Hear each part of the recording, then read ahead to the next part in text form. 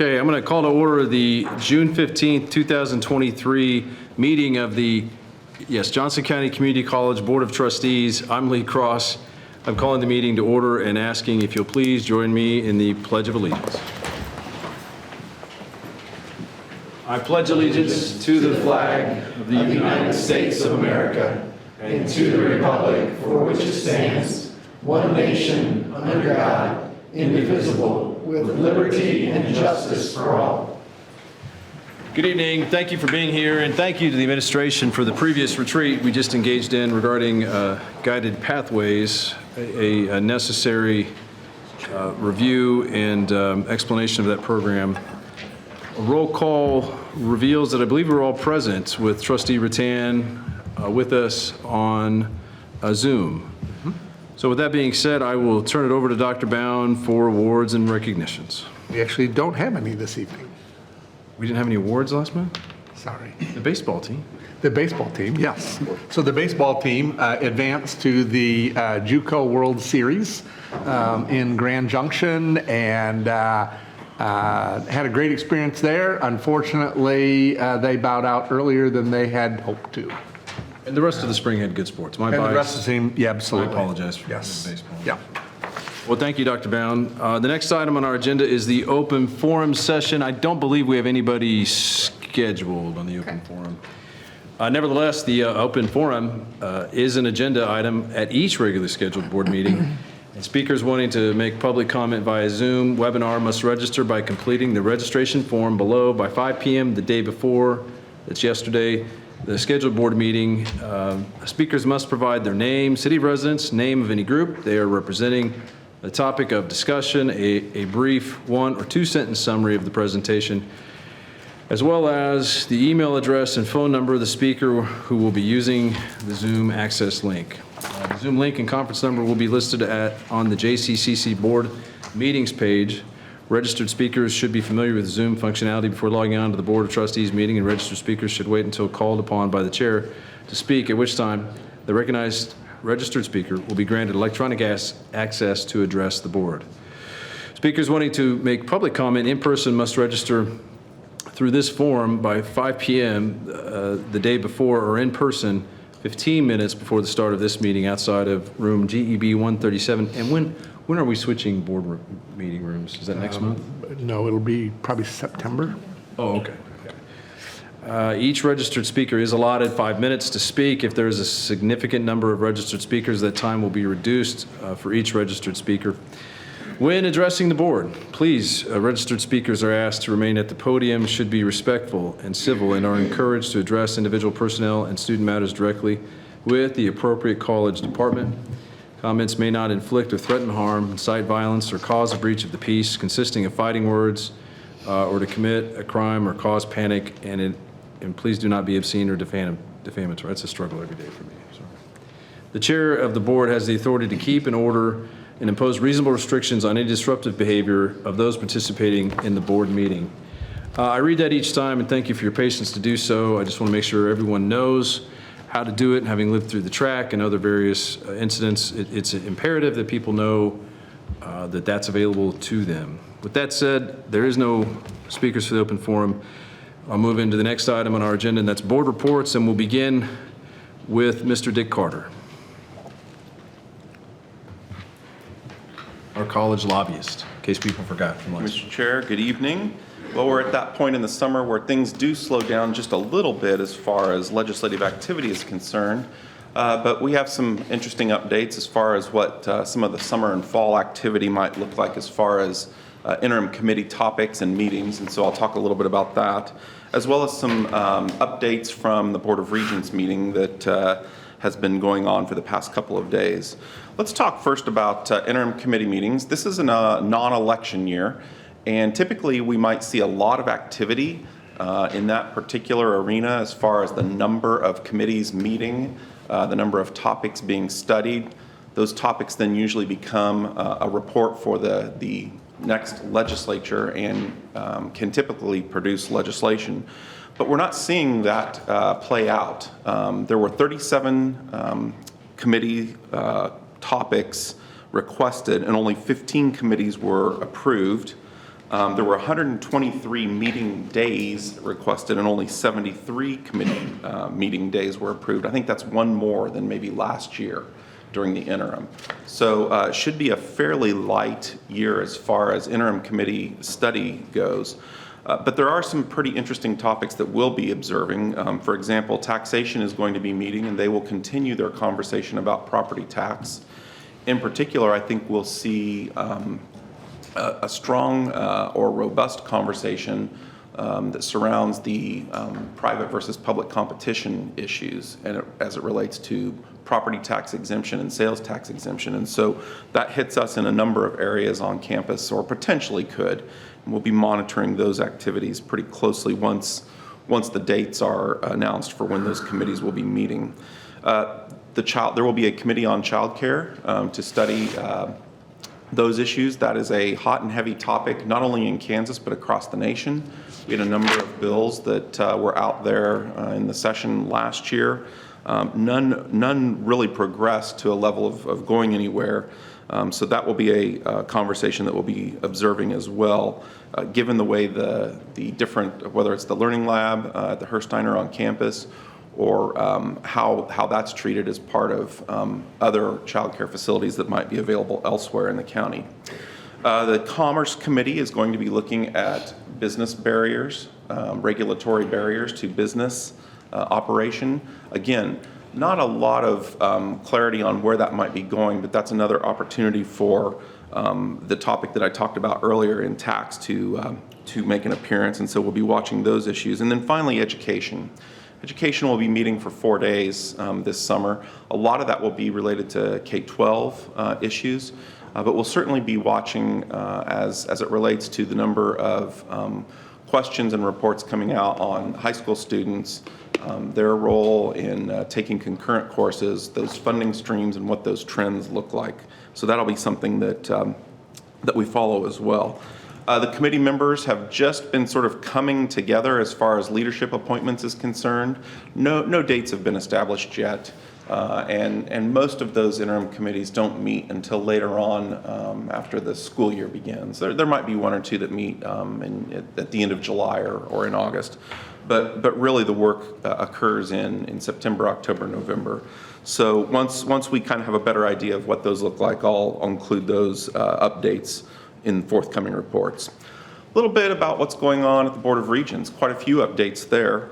The community college budget, the system budget has been submitted. Really the goal is to maintain current appropriation levels, so prevent any erosion that might occur from existing budgets. But there's some new dollars requested as well. $1.9 million has been requested for funding navigators for high school students to be taking community college or college courses. There is a study, success strategies identified by the National Institute for Student Success, and there's about $17.5 million requested in that line of new dollars. A $2 million bump to the Kansas Promise Scholarship Act. That could be viewed as good news. We're now starting, I believe, the third year of that program. It had a $10 million cap. Some of those students will be cycling off soon, but there is a $2 million increase requested for that Scholarship Act. All total, around almost $28 million in new dollars being requested for the two-year sector. We'll see how that compares with the other requests that have been made either by state universities, technical colleges, or Washburn University.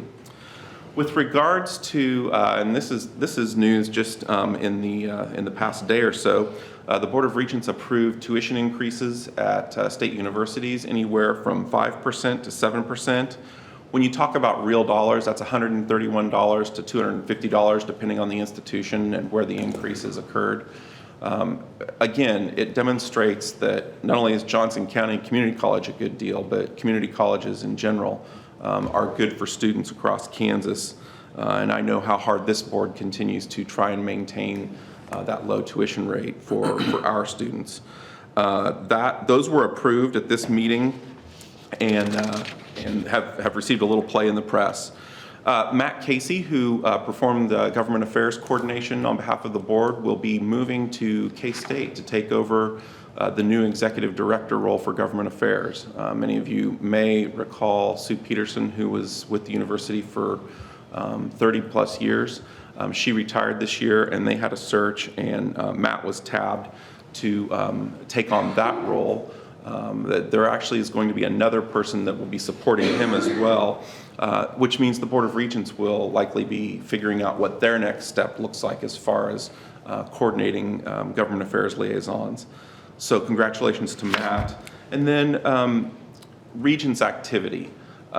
We know that Regent Rolfe has been nominated to be the chair again for the next cycle.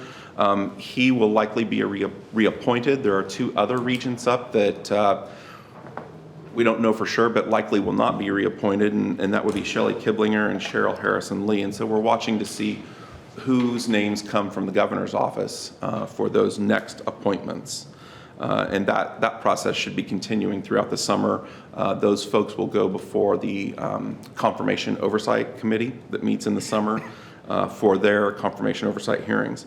Finally, just a bit of news to close on. Maybe I should have reordered it because it's not the greatest update.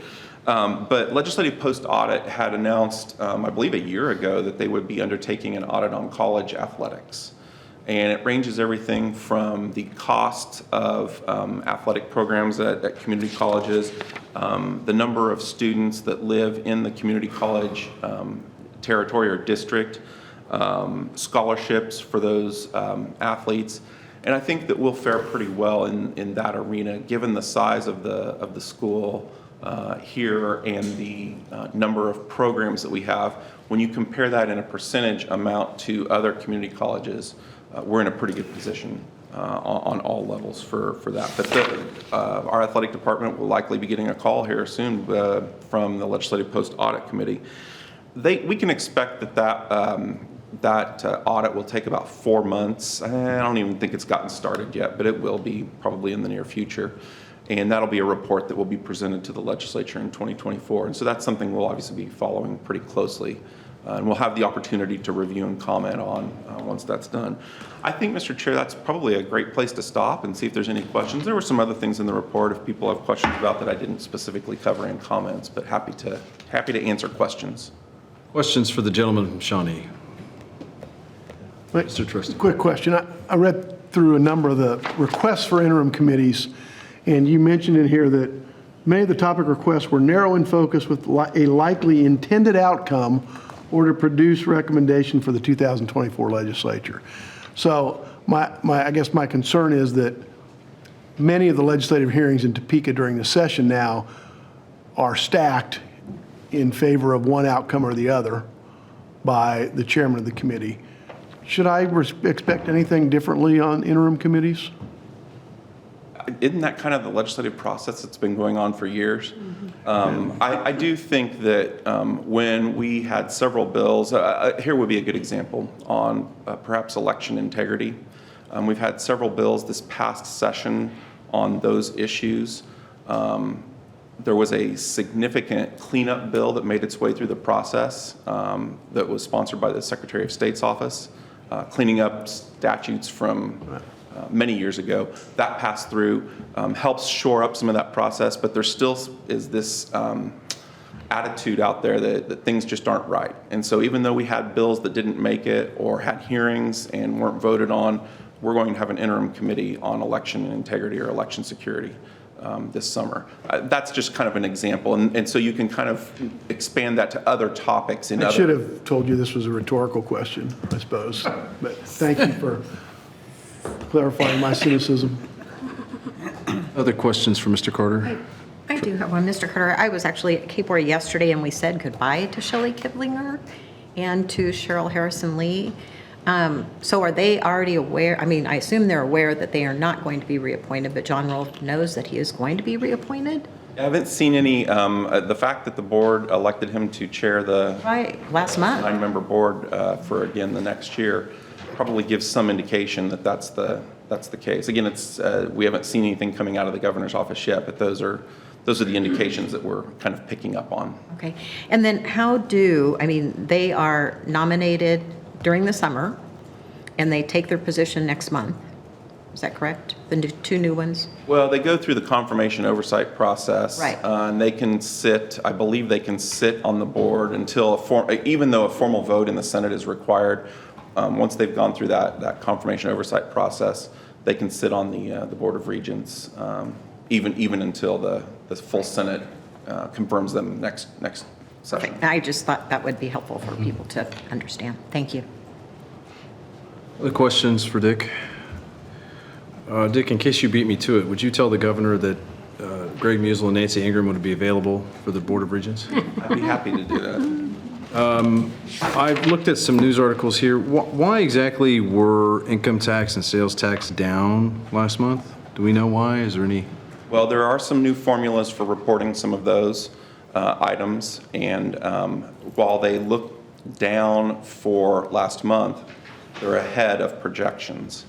So this past month's revenues actually beat the expectations. Remember, they adjusted them in April, Okay. rather. Thank you for And that. so you're comparing year to year. You're also comparing year to where the expectation was, where the line was drawn. Thank you for that. I appreciate it. Any other questions for Mr. Carter? Thank you very much. Thank you. Thank you. All right, the next item on our agenda is for the Faculty Association and Professor Andrea View. Hello. Welcome. Can you hear me? Okay. It sounds really quiet over here. So I'm Professor Andrew View. I am the president of the Faculty Association here. I want to start by acknowledging that two of our trustees, as Trustee Cross was just alluding to, are leaving us and not seeking re-election. So Nancy Ingram and Greg Musel have decided not to seek re-election. And so even though we still have you for several more months, I do want to, extend gratitude for your service to this college and as well as this community. This is one of the best community colleges in the nation, and we're able to provide such a high-quality education for the students because of the dedication to our mission, vision, and values that you all demonstrate every single day. So your guidance and experience are definitely going to be missed here, and I'd also like to personally express my thank you for your advice and counsel these last couple of years. I look forward to kind of continuing to learn from you. You're not going to be rid of me, but I kind of It's scary to be without him, isn't it? Yes, it will be. It's true. So I do also want to say, as folks start gearing up for campaign season, the Faculty Association is interested in meeting prospective trustees and then hearing about the commitment to the college's mission, vision, and values, and then dialoguing about how we can best ensure the ongoing success of our students and our institution. If we all work together for our common goal, which is student success, then we will continue to be one of the best community colleges in this country. It's summertime, so there's this common misconception that educators don't work over the summer, but this could not be any further from the truth. So as a 9-month faculty member myself, I did just kind of want to attest to the different kinds of work that 9 and 10-month faculty do around here over the summer. So first, the obvious is that many of our 9 and 10-month faculty, in addition to the 12-month faculty, do teach over the summer. So even though we are not on a regular contract, some of us are still teaching. Students don't stop taking classes over the summer, so many of our programs are going to include summer coursework to complete a certificate or a degree program in a suggested time frame. One of the big goals here about getting people completing. So if we don't have adjunct faculty who are able and willing to teach in the summer, then it falls to the full-timers to offer courses so that students can matriculate in a timely fashion. Even full-time faculty who don't teach over the summer are working. So academic departments will often use summer breaks to develop or modify programs or coursework so that when school starts in August, updates can be submitted to our Ed Affairs Committee, and we can get those kind of rolling through the processes in a timely manner to be ready for the next course catalog. Summers are also a good time for departments to review and update assessment practices and discuss challenges in teaching and how to overcome those challenges. One of the major topics of discussion amongst the faculty right now is artificial intelligence and its impact on student learning. So questions such as, how are we going to adapt to technology like ChatGPT that generates essays for students? How can we ensure that students are doing their own work?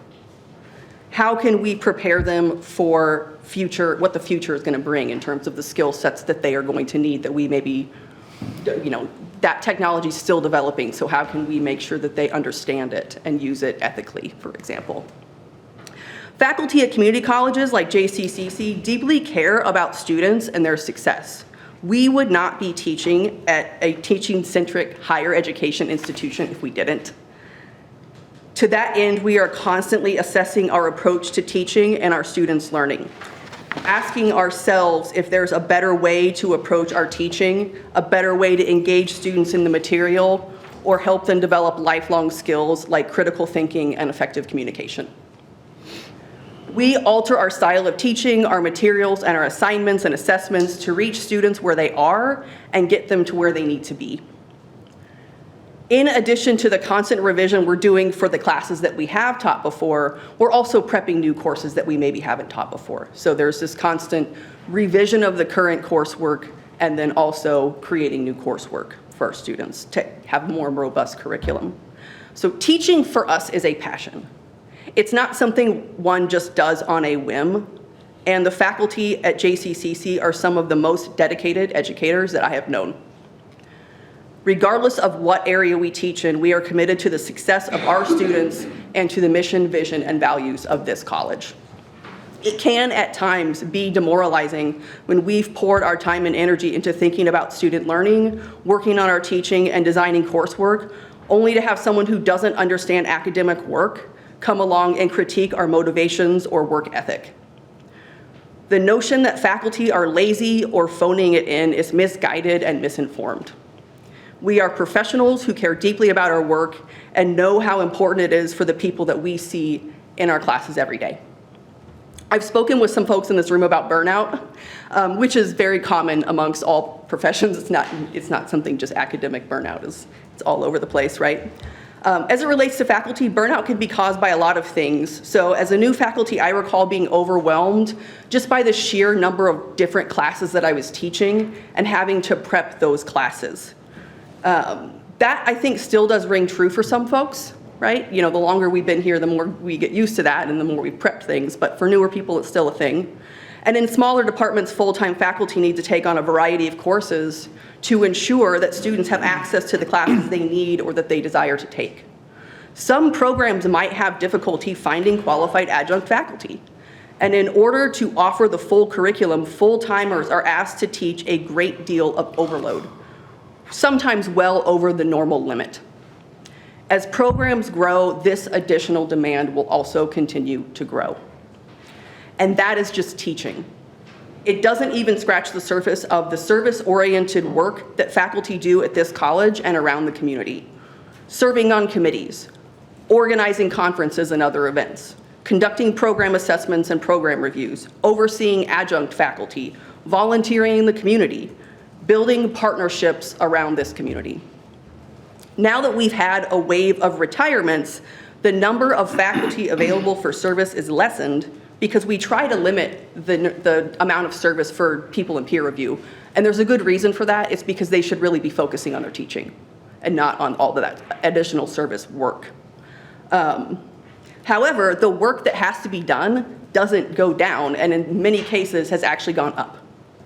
So this brings a dilemma for a lot of us, which is the more established faculty can take on additional work to make up that gap to their own detriment and create their own burnout problem, or they can ask new faculty to take on work that normally we would not ask new faculty to do, and then we end up burning out new faculty, okay? It's not in our interest to overload the folks who are not out of peer review yet. We want to nurture them and we want them to be successful here. So that's why we try to limit what we're asking them to do to their teaching only. So none of this even addresses the amount of effort required to adapt to the pandemic and post-pandemic environments or to the rapid advancement of sites and technologies that are undermining academic integrity. So long story short, the faculty at this institution are really passionate about education. We are committed to the success of our students and to the success of this college. And we ask that people keep that in mind when they think about this college and its faculty. And I will end with that. Professor View, thank you. That was more interesting than a biography on a mid-19th century president. Any questions for Professor View? Which 19th century president? Any of them? I can't remember any of them. Okay, all right. It's like a gap between Jackson and Lincoln. I'm like, I'll make a comment. I thought she'd laugh at it anyway. Any questions for Professor View? I would like to. Yes, go ahead, sir. Mr. Chair. Thank you very much for your comments. I could see heads shaking this way and heads shaking this way, because I think one of the things we take great pride in is our staff and administration, and certainly our faculty. And I know we've had numerous conversations in task forces and things in recent years and prior to that, that we just talk about putting those students first and their success first. And so, you guys are, without you all, we could have students, but we wouldn't have student sympathic. So, truly, thank you for all you're saying, and we are sympathetic to that. And that is not something that I don't think any of us would be thinking about or considering as we make decisions. It's been really tough, and we recognize that. So thank you very much for bringing it to our attention. But I'm just going to say, none of my colleagues would ever deny that we don't have one of the greatest faculty and staff in the country. So thank you very much. Thank you. Thank you, Madam Trustee. Trustee Musel, then Trustee Hamilton. Thank you very much for your very kind comments. Nancy said everybody who was doing to this, that was the balance of your comments. At the start, everybody was going like this. Right, Laura? I've been one who's challenged faculty association presidents in the past, and I don't intend to do that today. But my goal was never to undermine the notion that our faculty are passionate. And I've been in classes, I've been in your class, and I know how passionate they are about teaching students. But every bit of this campus has to be held accountable to our stakeholders, which are, number one, the students, and number two, the people who fund us in the community. And I think our conversations, I'm convinced you understand that as well. And when we're all pulling in the same direction, everything will be better off in the long run. So I'm excited about your year to come, and sorry I won't be here for the full year. Well, you'll be around, I hope, still. Thank you, Adrian. Trustee Hamilton.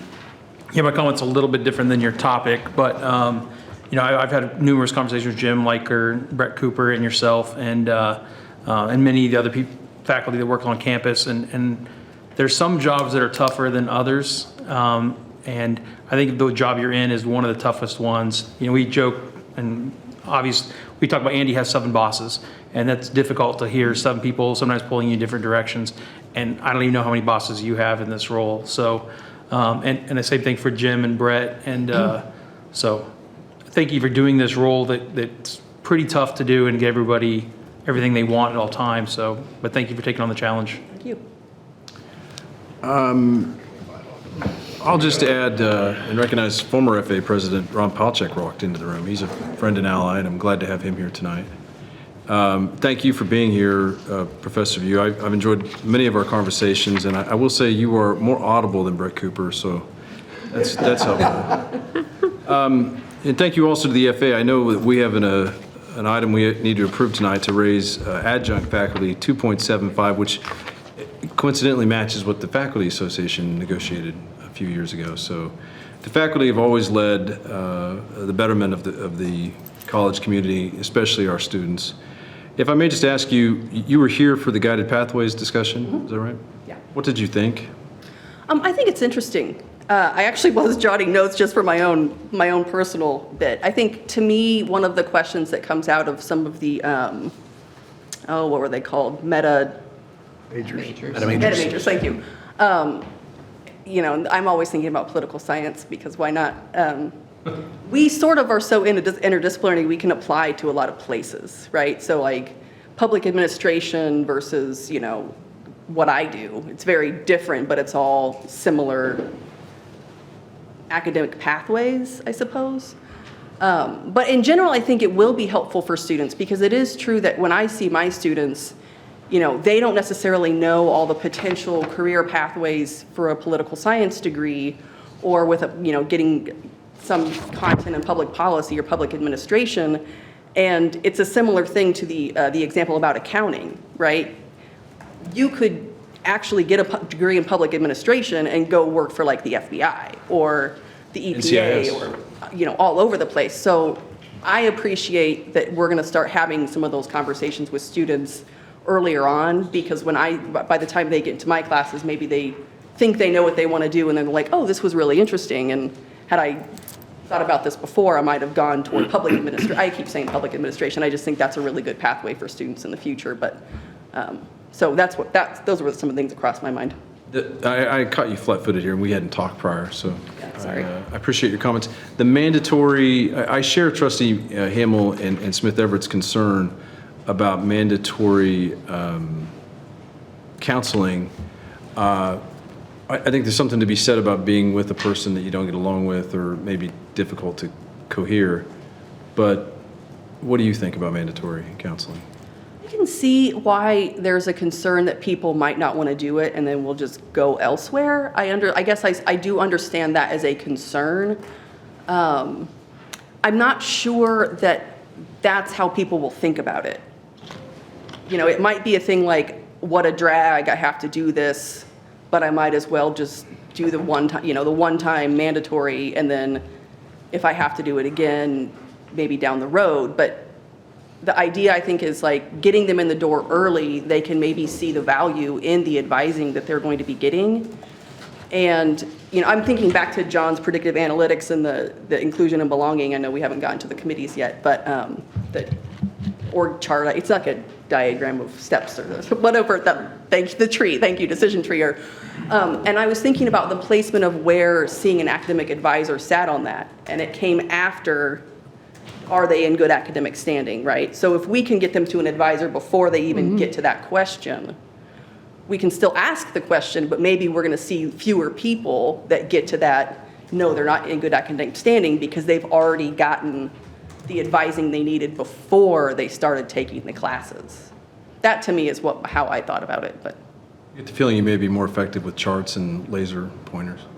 I do like charts. I'm sorry, I'm very much a hand talker, and I do like things to point at. So I thank you very much. I'll talk all night. Does anybody else have anything, Professor View? great, thank you. Thank you. Thank you. The next item on our agenda is for the Johnson County Education Research Triangle by Trustee Musil. Johnson County Education Research Triangle is the result of a countywide vote in 2008 to impose a 1/8 cent sales tax to fund the KU Cancer Clinic, the KU Edwards campus, and the K-State Olathe campus. We receive monthly reports on that. I mentioned before that inflationary prices certainly help when you're on a sales tax. The May over May numbers, May 2023 was 8.6% over May of 2022, and year to date, we are 13.5% above the amount raised in the same period a year ago. So the numbers continue to be very positive for those three entities. That's all I have. Thank you, Mr. Trustee. Any questions for Trustee Musil and JCERT? Seeing none, the next item on our agenda is for the Kansas Association of Community College Trustees, and the immediate past president of that organization is Trustee Ingram. Thank you, Mr. Chair. We have actually changed our name to the Kansas Association of Community Colleges, so I would just make note of that. Thank you. That was something that is very, very recent, but we feel like it really reflects more of the work that is actually being done. Certainly trustees are a big part of that, but it really brings all of our community colleges together in the state, so I would just make note of that. We did have a recent meeting in Dodge City at Dodge City Community College, and all colleges were in attendance except for KCK and Fort Scott. We heard on Friday from a panel of community college financial aid administrators from Butler, Barton, and Cloud. They briefed the group on upcoming FAFSA simplification changes and how that might impact each college's financial aid offices, and discussed challenges with administering federal financial aid. We also heard from the Kansas Department of Commerce about registered apprenticeships and how colleges might be able to form apprenticeships to aid in their local businesses. Our final report, no, I guess there were two more. We had a report from a panel of community college business and industry workforce development professionals. That included Lisa Waldman from Johnson County Community College, someone from Hutchin Garden. They briefed the group on a variety of business and industry partnerships that they have at their colleges, how they are structured, how they are funded, and trends that they are seeing related to business and industry training needs. Robin Helms from ACCT provided a report related to a new online platform that they have developed for ACCT members to better collaborate. Saturday morning, we heard a legislative and budget wrap-up from the 2023 session from Heather Morgan. We heard from the chairperson of the Senate Education Committee, who is our own Mali, via Zoom legislation that could impact community colleges and issues that she sees in the future, specifically related to an interim committee that has now been approved. And that's what Mr. Carter was referring to earlier, is Senator Baumgardner is on one of those committees this summer. We also reviewed data related to community college trends in Kansas related to enrollment, delivery methods, student types, and funding. We discussed a new statewide marketing campaign. This is going to be a KACC project, which the legislature approved to target adult learners. So discussion also included how community colleges can better market to these students. So you'll see some significant approach to those adult learners. And then we had a small business meeting, short business meeting, regarding the 23-24 KACCT budget. Contracts and dues were approved. Our next meeting is August the 25th and 26th at Cloud Community College. Before I end, I would ask Dr. McLeod, I don't know if you might have anything that you'd like to add to that as well. You were at the Council of Presidents meeting on Thursday. Our meetings are packed. They are just packed full of information. So it's really kind of hard to bring it all back, but certainly good meeting. The big thing I think that the board will want to know is, in light of some of the conversations that we've had about aligning things at the state level, we are continuing apace with the work that the Board of Regents is doing with regard to math pathways. And so that piece continues to impact the way that programs are being designed across the state. And so there was a program presented in education on Thursday that will look at a pathway that aligns all education programs to a similar 60 hours that will guarantee that will be accepted.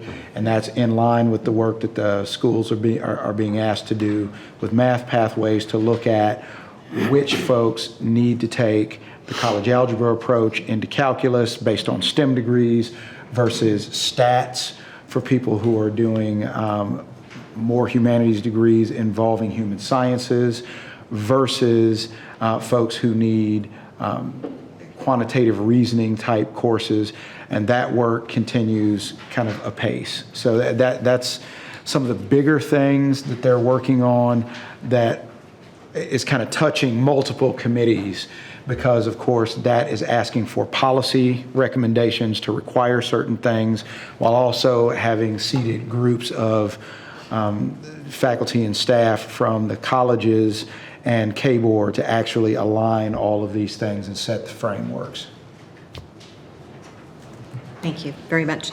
I think there's just a lot of discussion going on between, and this applies to what we're talking about as far as counseling and how we're going to help walk these students through. But I know Mr. Carter even mentioned a little while ago about the navigators in the high schools. And so I think there's a lot of good work going on collaboratively between all of us towards student success, and something that we expect, but we can see it happening too. So that concludes my report. Thank you, Trustee Ingram. Any questions for Trustee Ingram? I think, I had one, but for time's sake, I will talk to you about FAFSA. I was curious about what the FAFSA updates were, because 2 years ago at the conference in DC, that was a big topic with ACCT, and I wondered where it is now. But I think for time's sake this evening, I'm fine no, with- this is important. Nara? Please. Yeah, the conversation around FAFSA has grown to a place where it is not just FAFSA completion. There is now a question on the table for the Board of Regents of whether or not they should fund the navigators and the folks as part of the Enroll College Kansas movement to actually require FAFSA of every student at the high school level. They have not yet gotten to that place, but the report that was given by board staff shows that there is continued conversation and that they are leaning towards funding a required FAFSA completion approach. From KBOR that's coming around? KBOR. Thank you. I will say, if I can jump in here, nobody else says anything. Former trustee Senator Baumgardner said that was one of the reasons why she supported Kansas Promise, was just to get FAFSA applications up and how important that was. I'll use this opportunity, since KACC is really one of our, along with Mr. Dick Carter, a lobbying source for us, how much I did appreciate your question about stacking committees for certain outcomes. Trustee Musil. Say that again, I'm sorry. It was your quote. The importance of not stacking legislative committees for certain outcomes. And I think it speaks to your history on the Hill and in other places, and how I think members of legislative bodies would do well to cut their own path, raise their own money, and hold out their vote because they could get more for their legislative constituents if they didn't always fall in line for a chairman. But that's just my observation. I'd just like to see legislative hearings give all sides of a particular issue some discussion and opportunity for providing input, and then maybe we would come to better decisions, but You mean to seek facts and then arrive at outcomes? that might be possible. Yeah. Anyway, I wanted to take that opportunity. Thank you. Any other questions here? Seeing none, the next item on our agenda is from Trustee Rattan, who is with us via Zoom. Hello, thank you, Chair Cross. I have the foundation report. Lots of great things going on. Of course, save the date for our Some Enchanted Evening for 2023. It's 11/11. Our full committee met on May 24th, and sponsorship and tickets are available at jccc.edu/SEE 2023. This week, we had our first Summer Sips and Scholarships Women's Networking event. It was a brand new event. It was on June 13th from 4 to 3 at the Wiley Hospitality and Culinary Academy. The goal was to bring women into our community together to learn more about JCCC, the foundation, and the impact of student scholarships. We had honorary chairs, which were Jill, Katie, and Jennifer Gerlach, and the collective Compass Realty Group as our event sponsor. We had an excellent student speaker. Han Pimente spoke of the impact of financial support that has had on her success as a student at JCCC. I'll also add, we had 4 of our trustees there, and Han mentioned that she's going to Yale from JCCC. So exciting. The Foundation Board of Directors will meet, the Executive Committee will meet on the 20th, and at that time, we're going to work on putting together the meeting schedule for the fiscal year 2023-2024.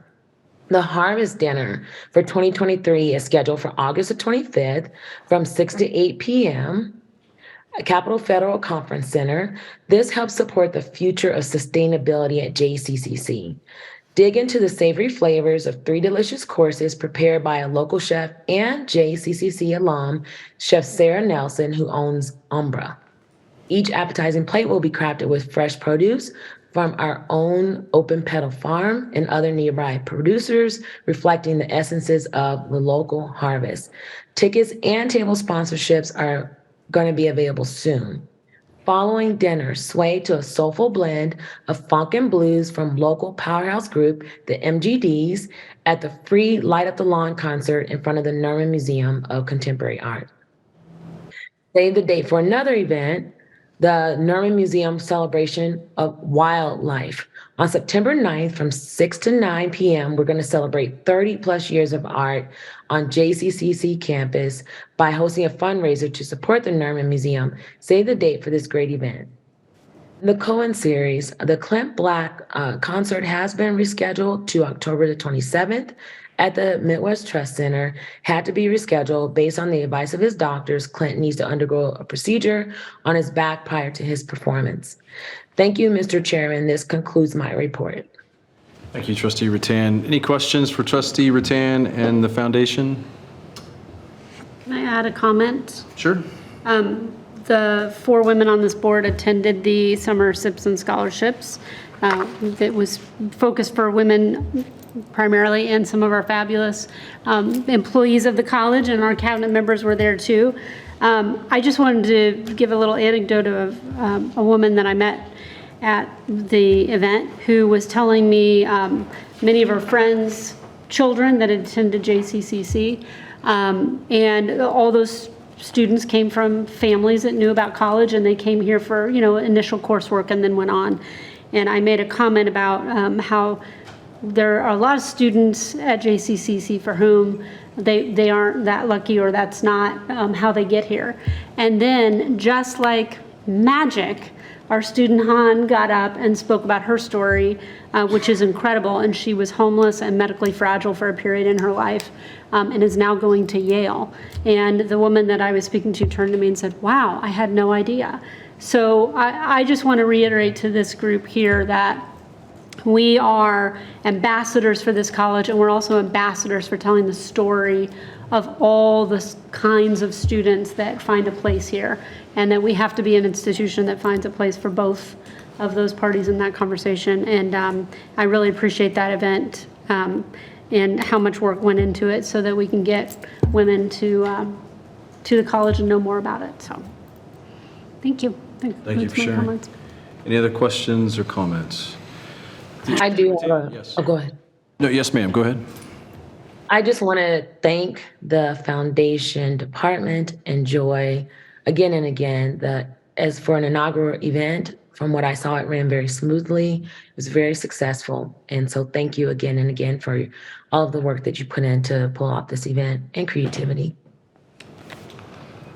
Thank you for saying that. I do see that Kate Allen is here, and thank you to Joy Ginsburg too. So any other questions or comments? Thank you very much. The next item on our agenda is for the College Council by Mr. Jason Arnett, but I believe he's not here tonight, correct? That is correct. And there was no meeting of the College Council since our last meeting. That is correct. When will they next meet? They next meet next Wednesday, the 21st. So there'll be a report at the next board meeting. Yes. Thank you very much. The next item on our agenda is committee reports and recommendations, and we'll move first to Employee Engagement and Development Committee, and that report will be made by Trustee Hamel. Thank you. The Employee Engagement and Development Committee met at 11:30 a.m. on Wednesday, June 7th, right here in the boardroom.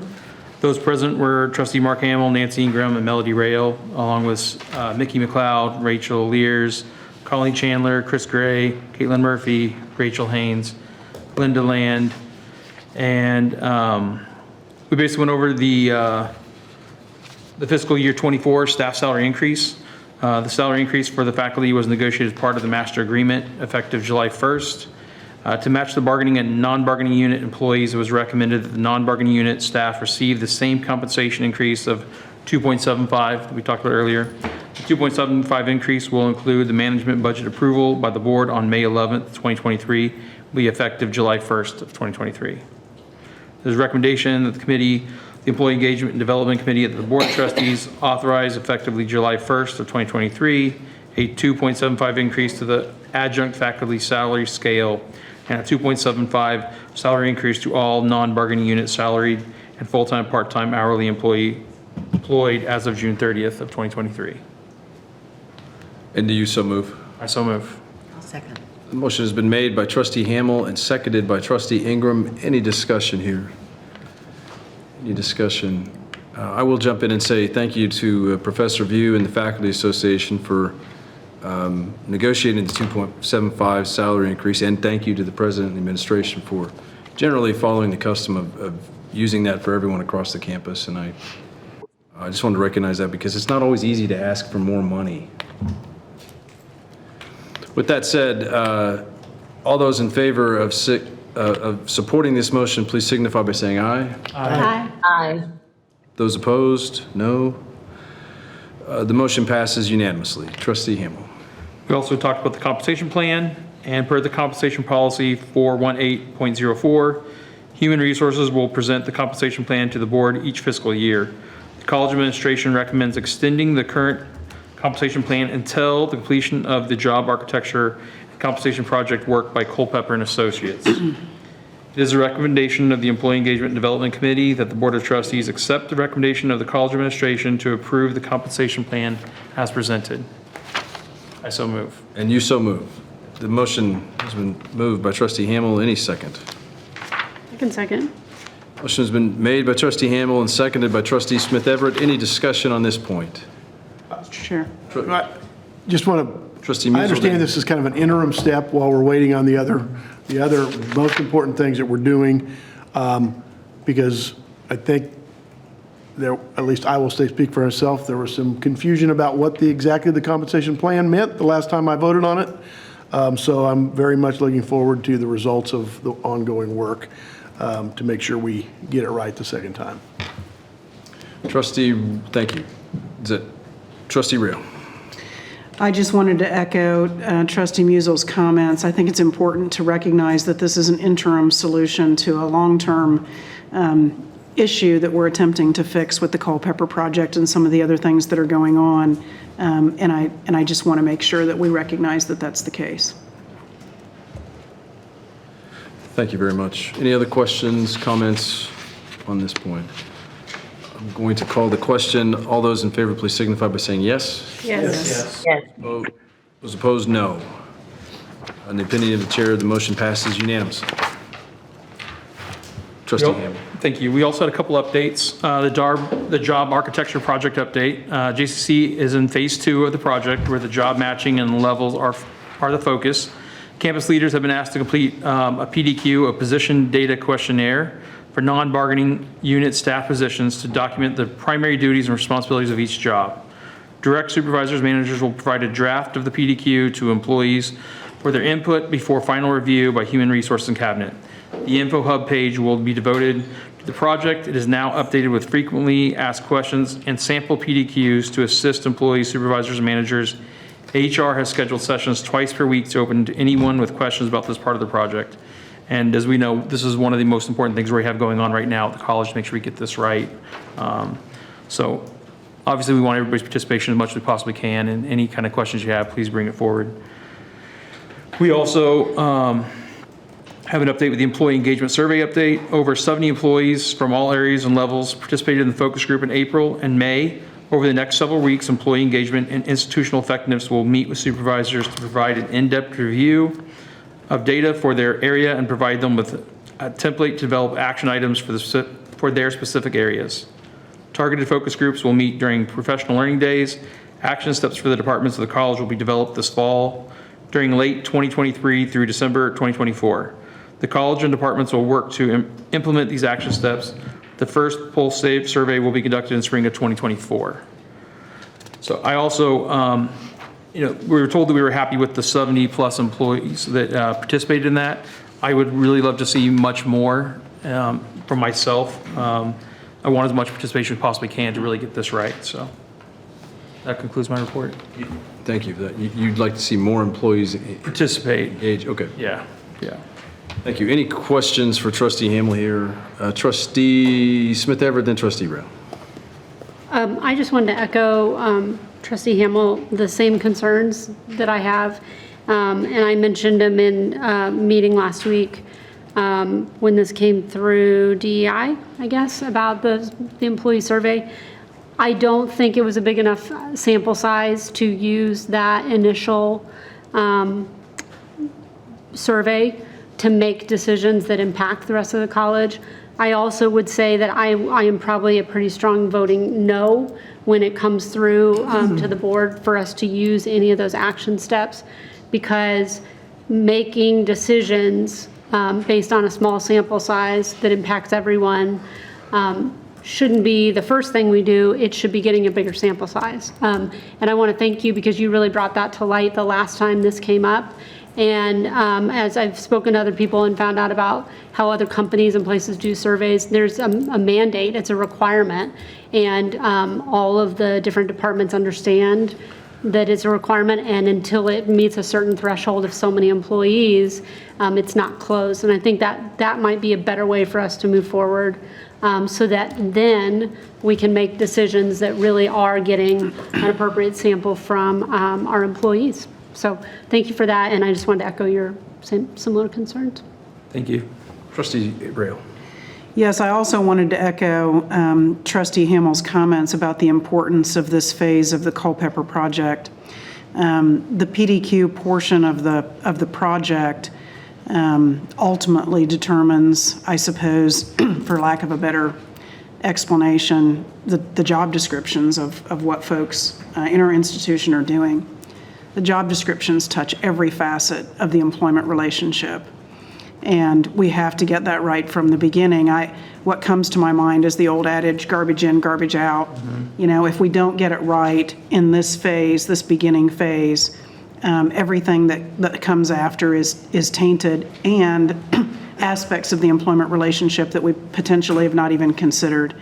And so we need to keep really close eye on the progress of this project and make sure that it's done correctly. So I just wanted to echo your comments in that regard. For anyone upset with me why I voted for you, like, let them watch that. Thank you very much. Trustee Musil. I wasn't able to attend the Employee Engagement Committee meeting, but I guess I'm trying to figure out, is the Employee Engagement Survey exclusively based upon, or the action steps exclusively based on the focus groups? So I want to make sure I understand, and I hate to bring Colleen up there, but there was an engagement survey, and then we had a focus group with 70 people. So how many people engaged in the survey is important, because what I'm hearing right now from 3 trustees is we don't think we have what we need to take action. And there's going to be a lot of skepticism when it comes to the board with action steps. So Yeah. I just want to make sure we don't have staff spinning their wheels on something if there's that much immediate concern that we're not ready yet. I will say, I don't know if I have that much concern. I do have concern, and I would love to see way more people participate in these things, as I talked about numerous times. It's nothing I've ever seen before. I've always seen participation rates at 90% or better every place I've ever done these surveys. And in the focus groups, we're more picked who we wanted typically to do that, at random. But again, my biggest thing is the more data we have, the better it's going to be. I don't know if it's not, I won't say it's not usable. I don't know what we're going to find. I think we'll still get good staff out of there, but it's one of those things where the squeaky wheel will get the grease. So the person that goes there and participates will more likely get their situation addressed more than the person who stays quiet, stays silent. And I don't love that. I'd rather see every single thing get addressed and looked at. Be my biggest concern with the participation rate we have. You want the last, least, and lost to be heard. Yes, I want yeah, exactly. I can respect that. I guess my ignorance then is, having not been to the committee meeting, is we state in the report that institutional effectiveness will meet with supervisors over the next several weeks. So if there's, I would sort of understand the level of concern as to whether they should be doing that, or we don't have enough information to start that. And if they don't start meeting with them, then where are we left? So. May I? Yes, Trustee Brown, sorry. We're talking about 2 different Okay. pieces. So the Culpeper project and the PDQs is one piece. Separate and apart from that is the employee engagement surveys. So they're two separate things. So can I jump in? What's the participation rate on both of them, on each of them? Do we know that? For the survey and the focus groups, is Yes. that the question? Yes. So the participation rate was just short of 39% on the survey. This is survey? That's the survey. And the participation rate of, We really can't calculate a rate on the It's a focus group. it's focus groups. There was, I'm trying to say there's around 70 or 80 in this initial group, and we're doing more focus groups as we, during PLD week, so we'll continue that process. Can I jump in here real quick? I'll open it back up, but it's foreign to me to always step in front of the administration and defend it. But I see it as a reasonable business decision, and in my time, year and a half with Dr. Bound, his focus is on productivity, and I appreciate Trustee Smith Everett's comment that it may not be that big of a sample size, but at 39%, if we could poll 39% of the public to see who they're going to vote for next year, that would be a sizable faction. I'm not sure I disagree with either one. I'm just trying to say it's a reasonable business decision to ask for volunteer participation. I see, and I just texted my wife, I don't have an answer, but I'm sure at Lockton they probably have mandatory surveys. So I see the merit in both, and I just I appreciate the concern. I learned from each of you, so I appreciate your insight and comments. I just wanted to say it's a reasonable business decision to have voluntary participation. With that, I'll open it. Trustee Smith. If you don't mind, Mr. Chairman, just to clarify, I think it is primarily me with the largest concern. If that helps, Trustee Musil. I also want to clarify that I don't mean we shouldn't be moving forward with the data we do have. I just don't think I can agree to make hard and fast decisions that are set in stone based on 39% of employees. What I would like for us to do is set some ideas or some plans in place and then go back and survey our staff again with a required threshold of, I don't know what's average, 85, 90, 95, but I think we can do a better job of getting more people to participate and then see if those initial laid plans match what the second survey says. And that's the only point I'm bringing up. Are you finished? Sorry. Yes. Okay, Trustee. Mr. Chair, yes. Ingram. And I'm going to just add, because I've been very quiet here, that last month when we had employee engagement, this is where this all kind of first started. And I just want to make sure that everyone understands that I supported the questions that were being asked, because we both felt like in respective work situations where we had been asked to do surveys, it was required, or it was, and so that was kind of we just felt like there was a reason that we were supposed to fill those surveys out. So I didn't want anyone here to think that I was not in support of what you were saying, because I did make that clear that day. So, thank you. Thank you. I'll step in front of Dr. Bound one more time to say my wife, Jennifer Nightcross, 8430 Tomahawk Road, she says no mandatory surveys at Lockton. We do a few optional voluntary ones that they make lots of effort to have you fill them out. So, if I had my preference, I would rather do mandatory. Although I just don't want to be a tax and spend liberal who thinks he can mandate his way out of everything. So, Just for clarification, I've never seen a mandatory survey, but I've seen it so strongly recommended. You make sure you give people time. You say, hey, I'll carve out 15 minutes for you to cover you. Please take the survey. Here's snacks available for you to take your survey. And let me be whatever clear. it is to strongly encourage. And then you kind of even go to the supervisor, the manager, whatever else, and ask them about the participation rate. And quite often that was on your annual review sometimes of what your score was and, what your participation rate was as well. So. I know. I didn't mean to be flippant with you. I appreciate your input, and I think it's valid and with merit. I'm just saying there's reasonable alternatives, and it'd be nice to know what everybody's thinking. Yes. Yeah. Any other questions or comments on this point? I think that concludes your report there, Trustee Hamel. Yes, thank you. Okay. Nothing else. The next item on our agenda is the Inclusion and Belonging Committee by Trustee Rattan. Hello again. We met at 10:30 on Wednesday, June 7th, 2023 in the boardroom. The meeting opened with a presentation by John Clayton, Executive Director, Institutional Effectiveness, Planning and Research, reviewing predictive analysis work that's going on campus. JCCC has established a cross-functional team who partners with an external vendor to help develop analytics on student success.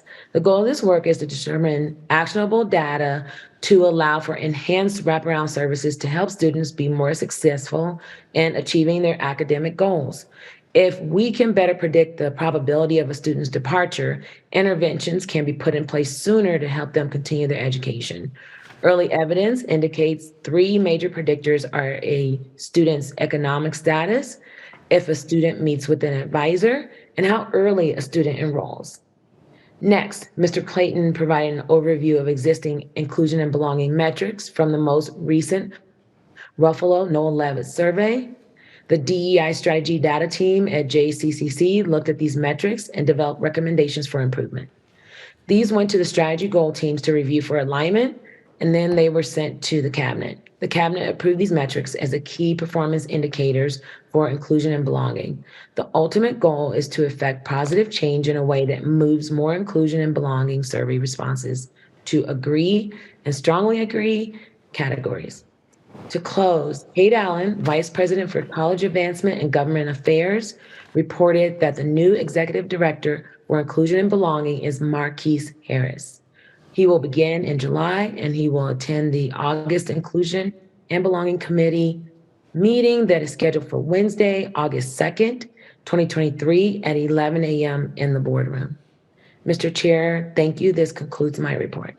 Thank you, Madam Trustee. Any questions for Trustee Rattan?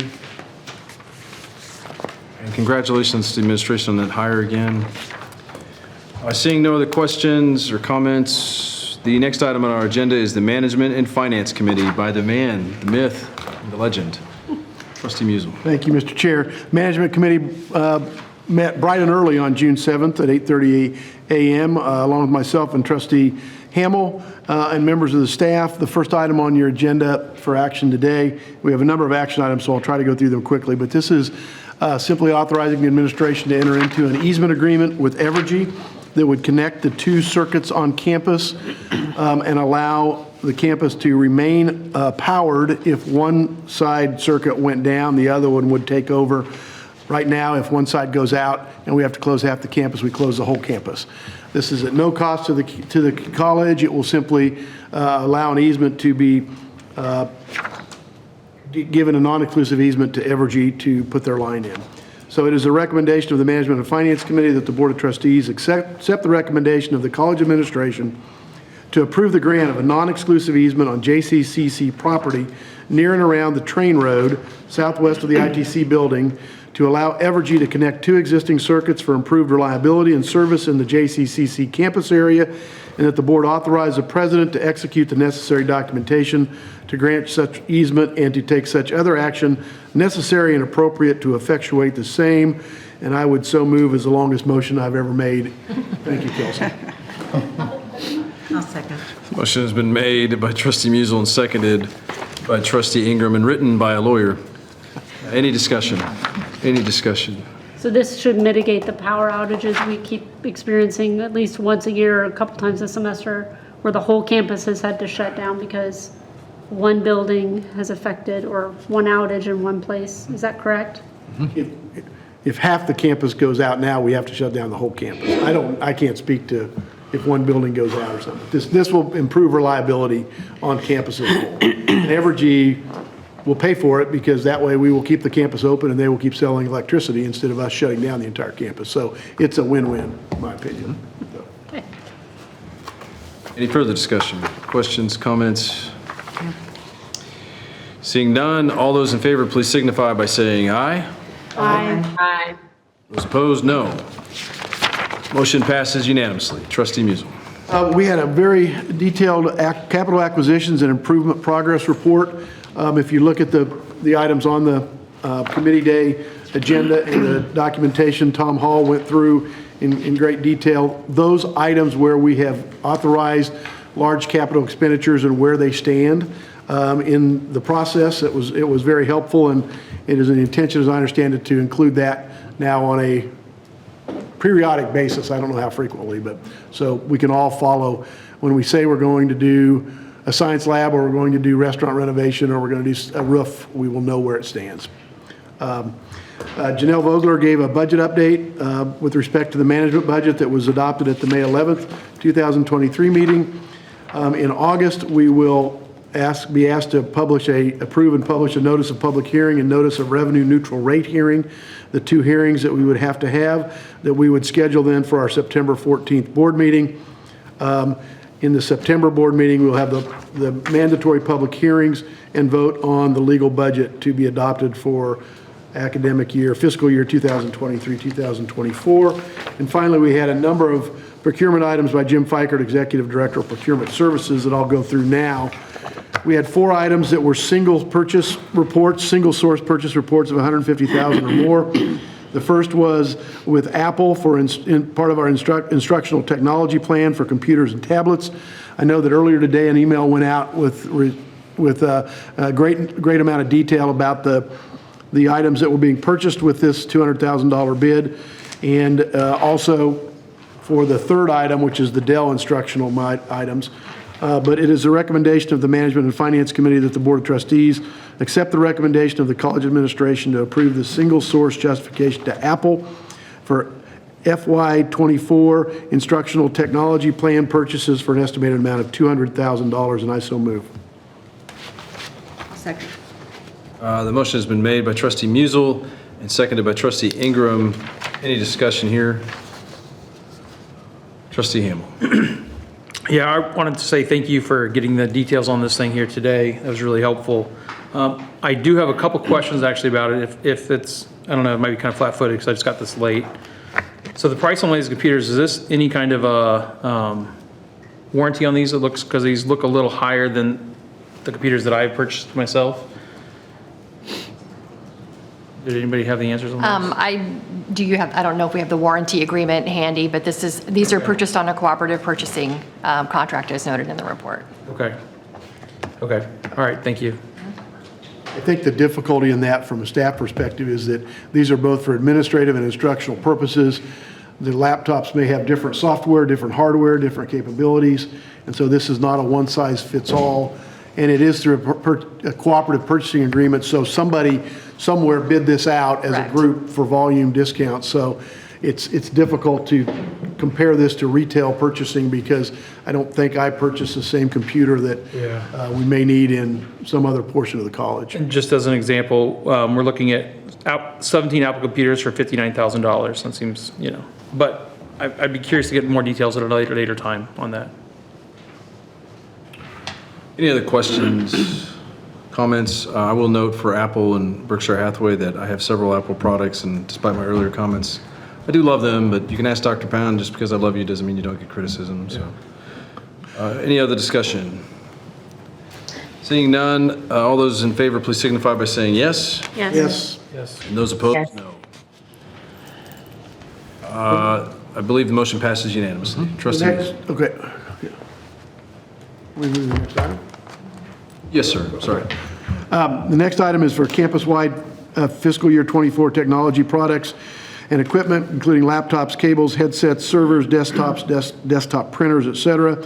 CDW has been a good resource for in-stock technology equipment, and so it is a recommendation of the Management and Finance Committee that the Board of Trustees accept the recommendation of the administration to approve the single-source justification to CDW for fiscal year '24 technology products and equipment for an estimated amount of $300,000, and I would so move. And second? Motion has been made by trustee Musel and seconded by trustee Smith Everett. Any discussion here? One thing I might add is that in the email that came out earlier today, if you had a chance to see it, it went through our policy for how frequently we replace laptops, how frequently we replace desktop printers, how frequently we replace tablets. This is all on a cycle, and it is not random just because the budget is there. And if you want to confirm that more with either Rob or Rachel or Janelle, I'm sure they'd be happy to provide you with more information. Any other comments or discussion? Seeing none, all those in favor, please signify by saying aye. Aye. And those opposed, no.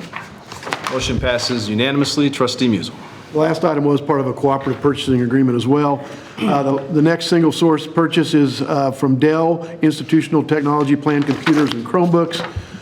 It is a recommendation of the Management and Finance Committee that the Board of Trustees accept the recommendation of college administration to approve the single source justification to Dell for FY24 ITP purchases for an estimated amount of $1,500,000, and I would so move. Motion has been made by trustee Musel and seconded by trustee Ingram. Any discussion here? Another cooperative purchasing item. That you covered in the management committee, Yes. right? This has been vetted by staff, vetted through subcommittee, and we're voting on this now. I would say that's an accurate statement. In an election year, it always comes up that we just randomly pass. So thank you for your time. Any other discussion, comments? Trustee Smith Everett. Just to clarify, this, because this is being used with student, oh, I think I read that wrong. Student funds. Is this the one that affects students? I just wondered how many students this one was. I thought there was one that was, that I read this week, I may be wrong, that had for student use of the, do we call them cows here? I don't know, on computers on wheels. That was actually Classroom. that was the previous one. And yes, we do call it Okay, it was the previous one, so that it's was- the that was Dell the one? This part here. Okay. Yes. Okay, so about 8 approximately? When you look at the Apple computers, when you look at this, it gives you how many are tablets, how many are administrative replacements, and how many are student involvement Okay. replacements, which is the Office of Student Involvement. Got it. So we're looking at between 4 to 12 computers for the student involvement replacement is what we're expecting. Okay. That's all. I just wanted to make that public. That was for student use. And I believe, Trustee Hamel, you're referencing the email that we got earlier today. Yes, Right. correct. So for the record. Thank you. Any other discussion? Seeing none, all those in favor, please signify by saying yes. Yes? Yes. Those opposed, Yes. no. The motion passes unanimously. Trustee Musel. The next item is for our commercial driver's license program. It's a 60-month lease for 4 sleeper berth tractors and 4 trailers for the CDL program. Ryder provides 24/7 service and annual maintenance that meets Department of Transportation requirements. This is both for our existing demands at the CDL and will lead into, over that 5-year period, our new CDL facility. So it is a recommendation of Management and Finance Committee that the Board of Trustees accept the recommendation of the college administration to approve the single source justification to Ryder for a 60-month lease for 4 sleeper berth tractors and trailers for $915,420, and I so move. Second? Motion's been made by Trustee Musel and seconded by Trustee Smith Everett. Any discussion here? I just want, Mr. Chairman, if I may, just make the comment that where else do you get the thrill of approving Apple and Dell products and then right after tractor trailer lease agreements? I mean, only a community college The Navy. do we get You such do it a in the thrill, Navy. so. I'd like to say, I think it was Chris, if I remember correctly, said that we actually spend more than this renting these vehicles previously, so this is going to save us money. Was that correct, or did somebody mention that? I think that was Elisa Waldman, Okay, our Vice President okay. for Continuing Education and Workforce Development. So we've been renting and trying to fix these trailers that we've been using previously, and so now buying these is actually going to save us money. And We're leasing. we're leasing, sorry, leasing these is going to make this save us, it's going to save us money. So, Yes, my understanding from the committee was the estimated monthly savings was around $4,000 thank you. versus the current contract. Any other discussion? Seeing none, all those in favor, please signify by saying aye. Aye. Those opposed, no. The motion passes unanimously. Trustee Musel. The next item is a renewal recommendation for a $50,000 or more contract. It is a recommendation to accept the bid of Rank Fuse. And as I understand it, this is, Rank Fuse will be taking over some other work that was done by a different vendor. That's why you have a different amount for this year, and that there will be an RFP going out next year to consolidate these two into one. So this is, again, basically a one-year bid. It is a recommendation of Management and Finance Committee that the Board of Trustees accept the recommendation of the college administration to approve the final renewal option year for Rank Fuse for an additional $168,904 above the original annual amount of $90,996 for search engine optimization, search engine marketing, and digital video advertising for a total amount of $259,900 through May 14th, 2024. So Rank Fuse is taking on some additional work that was done by another vendor. So I would move for that recommendation. I'll second. Motion's been made by Trustee Musel and seconded by Trustee Ingram. Any discussion here? Seeing none, all those in favor, please signify by saying yes. Yes. Those opposed, no. Motion passes unanimously. Trustee Musel. The next item is an award of bids for a single purchase of $150,000 or more.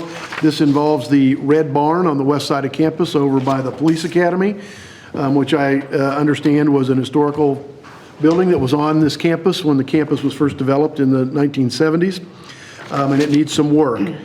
And this would replace and repair all of the siding on the building and all the trim, partial demolition and expansion of area concrete slab inside the structure, and work incidental to those operations, along with some other minor improvements.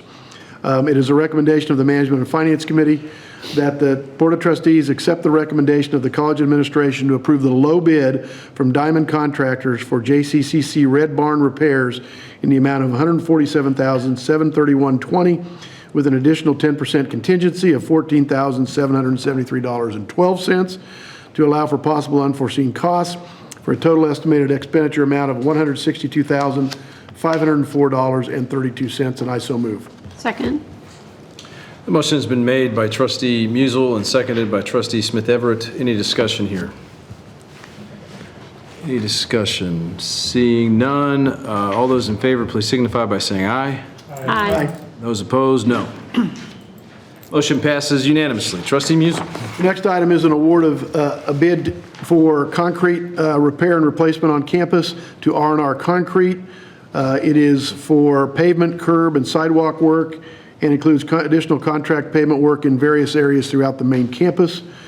Details can be found through Tom Hall's office if you want to see the map of every place we have concrete that needs attention.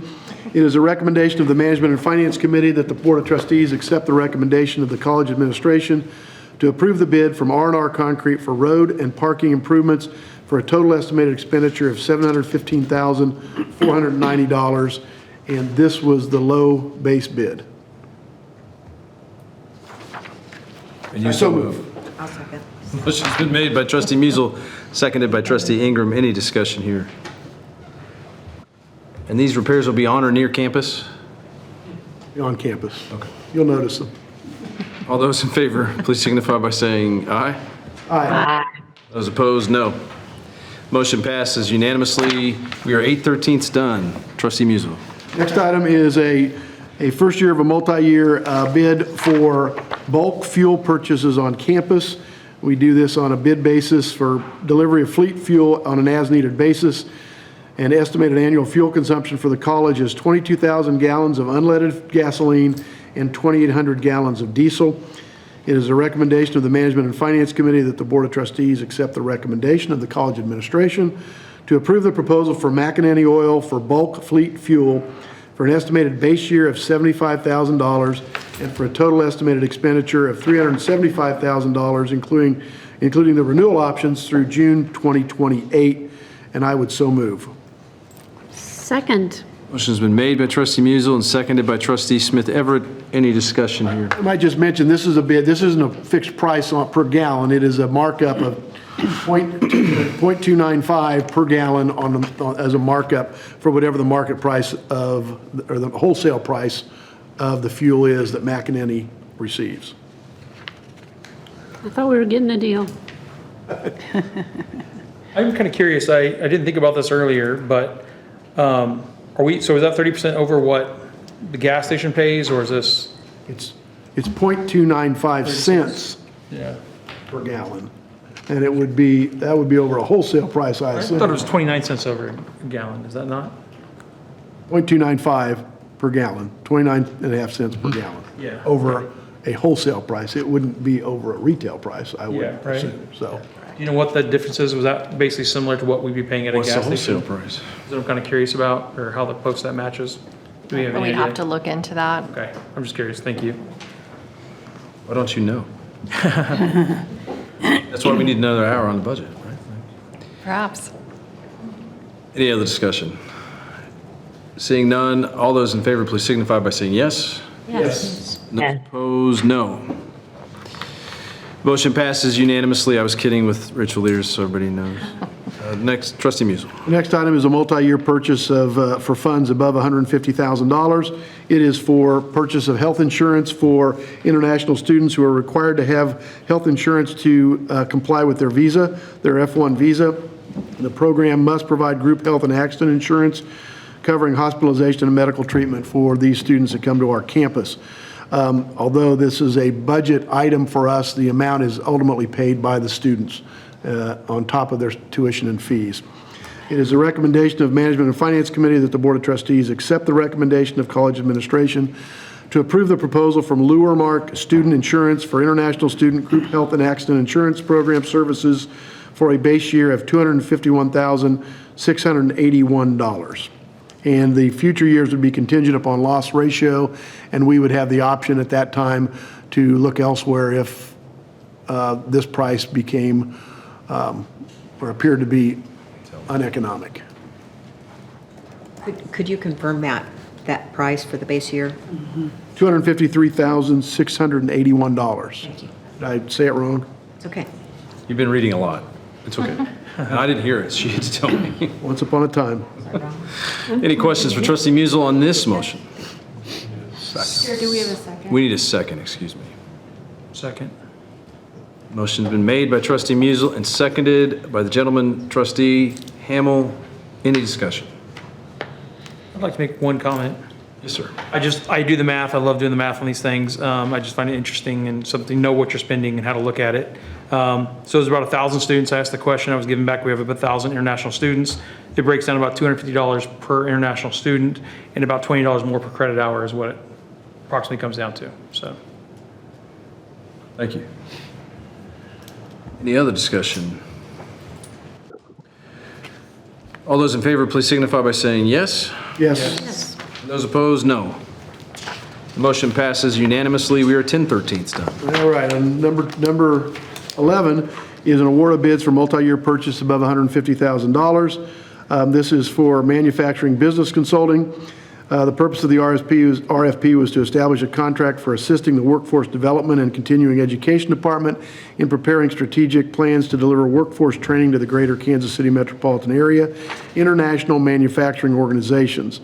The selected bidder is OPS Man LLC for an initial year of $96,000 and a 5-year total of $480,000. It is a recommendation of the Management and Finance Committee that the Board of Trustees accept the recommendation of college administration to approve the proposal from OPS Man LLC for a base year of $96,000 and a total estimated expenditure of $480,000, including renewal options through 2028. I so move. I can second. The motion has been made by Trustee Musil and seconded by Trustee Smith Everett. Any discussion here? We had discussion at the committee about, this is in large part in response to the immediate needs of Panasonic and the Panasonic plant in DeSoto, but it is intended for a longer-term effort to improve our strategic ability to meet the needs of international businesses throughout the metropolitan area and not just Panasonic, although clearly that is the biggest elephant in the room right now.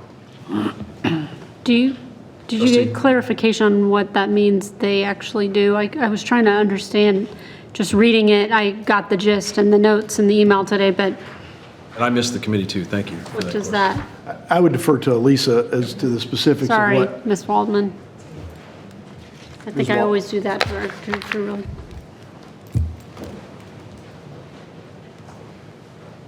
Thank you, Elisa Waldman, Vice President of Workforce Development and Continuing Education at the college. So is your question, what are these services that are being provided? Yes. Great. So this is a consultant who is working with us as a subject matter expert to advise us on how to best understand, identify the needs of Panasonic and other manufacturers, fit those into the opportunities and offerings that we deliver, both on the continuing ed side and to some degree if there is need on the credit side as well. I wondered if it was just continuing ed or it would encapsulate both sides. That really depends on the needs and demands of the client, right? So if the business is requesting credit, then we look to credit. If the business is happy with certifications and non-credit training, then we see which path fits best. Currently, this individual and this business is helping us facilitate a working group of different resources throughout the metro area who are thinking through the immediate opportunity, but also the model of how we can serve not only Panasonic, but as Trustee Musil said, the suppliers, the next mega project that's coming down the path, so that we're not always recreating the wheel, but we have a strategy in place. Okay. Thank you for that clarification. Sorry to call you up here. I feel like I do that to you almost every board meeting, but I do appreciate the clarification. I see it almost as a diversity measure too. I mean, we're diversifying who we serve and what we do. So I think that's great. Absolutely. Well done. Thank you. Any other questions for Lisa when we have her? Ms. Waldman? Thank you, and well said at the beginning. Thank you for clearly and slowly saying your name and title. In position. I know everybody's trying to save time. I'm not knocking anybody. I believe that calls the question, unless there's any other discussion here on this point. All those in favor, please signify by saying aye. Aye. Those opposed, no. Motion passes unanimously, 11/13. Oh, two more. The next one is a multi-year purchase of $150,000 or more. This is an RFP to establish a contract sales, coaching, and training for the college's workforce development and continuing ed business solutions team to increase contract sales revenue and enrollment, to improve the prospecting of business opportunities, to qualify and generate business leads, and to close new customers. This is in lieu of our efforts to hire somebody and have an employee in this position, that this will be a consultant. It is, again, a multi-year contract that we have the option each year of whether or not to renew.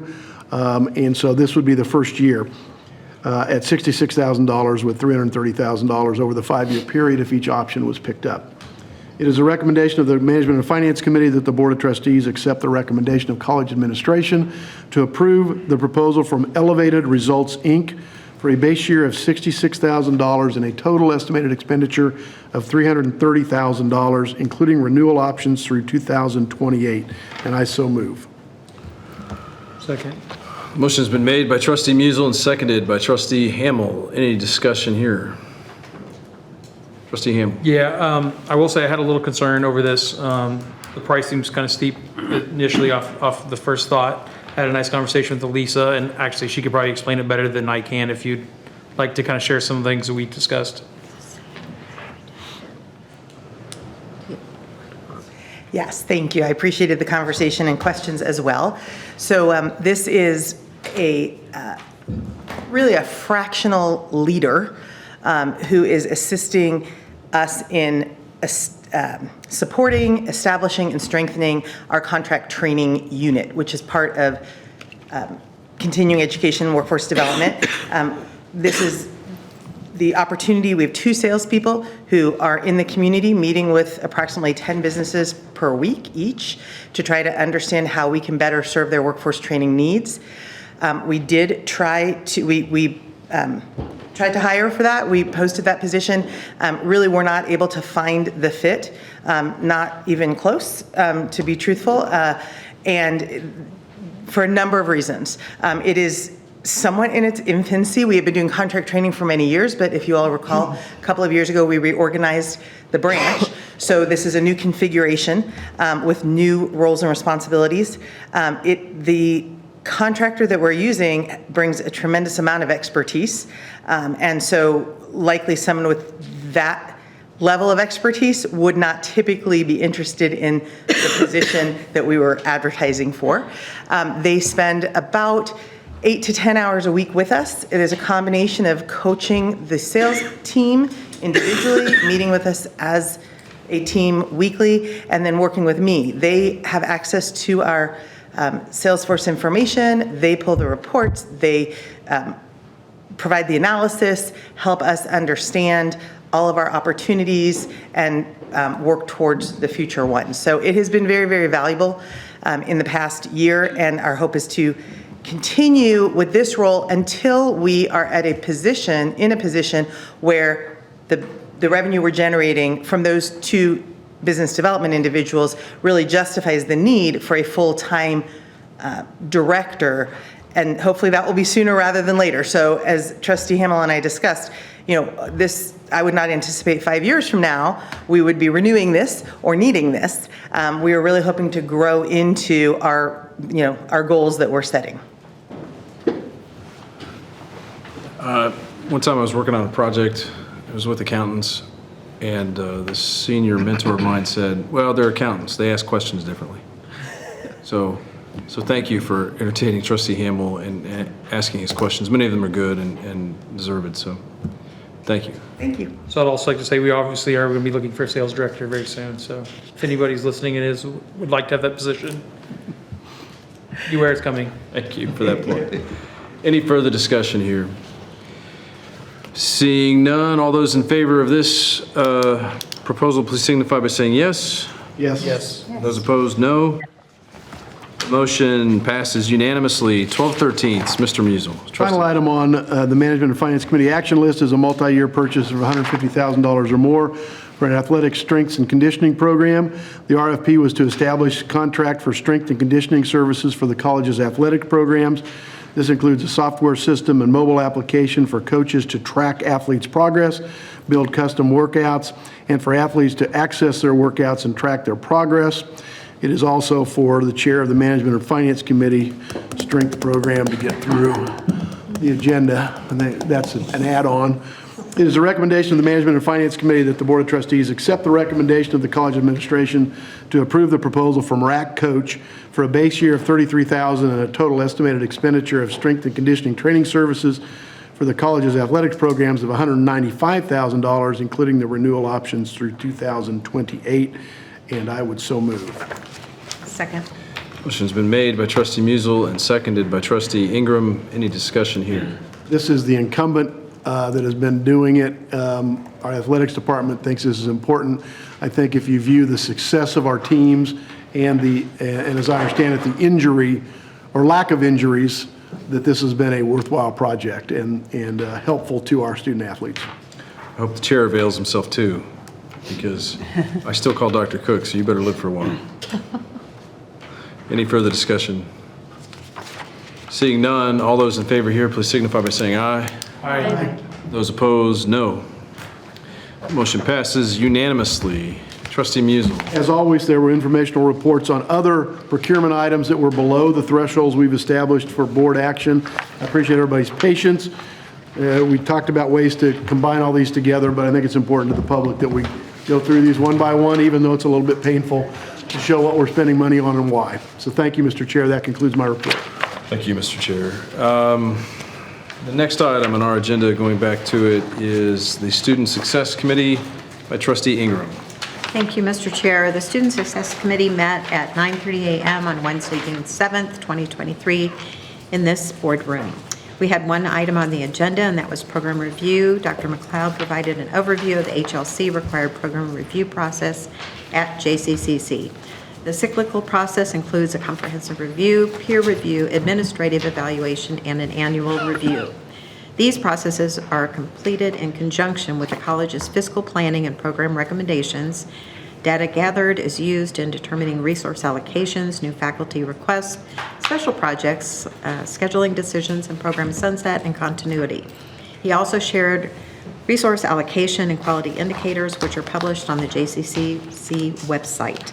The next Student Success Committee meeting is scheduled for Wednesday, August the 2nd, 2023 at 10 a.m. in the Hugh W. Spear Boardroom. Trustee Rail, did you have anything you might want to add? You covered it well, thank you. You are very welcome. All right, that concludes my report. The model of efficiency, Trustee Rail. Any questions for Trustee Ingram? Seeing none, thank you, Trustee Ingram. The next item on our agenda is the President's recommendations for actions, and we'll begin with the Treasurer's report by Trustee Smith-Everett.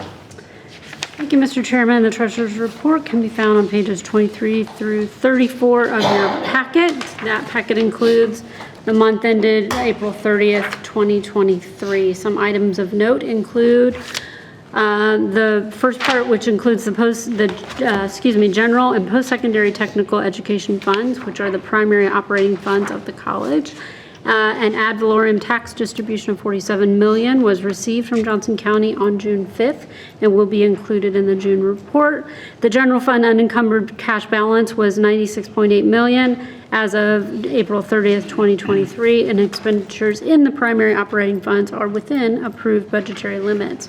So it is the recommendation of the college administration that the Board of Trustees approve this treasurer's report for the month ended April 30th, 2023, subject to audit, and I will make that motion. Second. Motion has been made by trustee Smith Everett, and was it seconded by trustee Musil? Okay. Any discussion or questions for trustee Smith Everett? I have a quick question, if I could, probably for Rachel. It's definitely not going to be me, so we'll start with Rachel. The projection on the reserves for May is significantly below the last 2 years.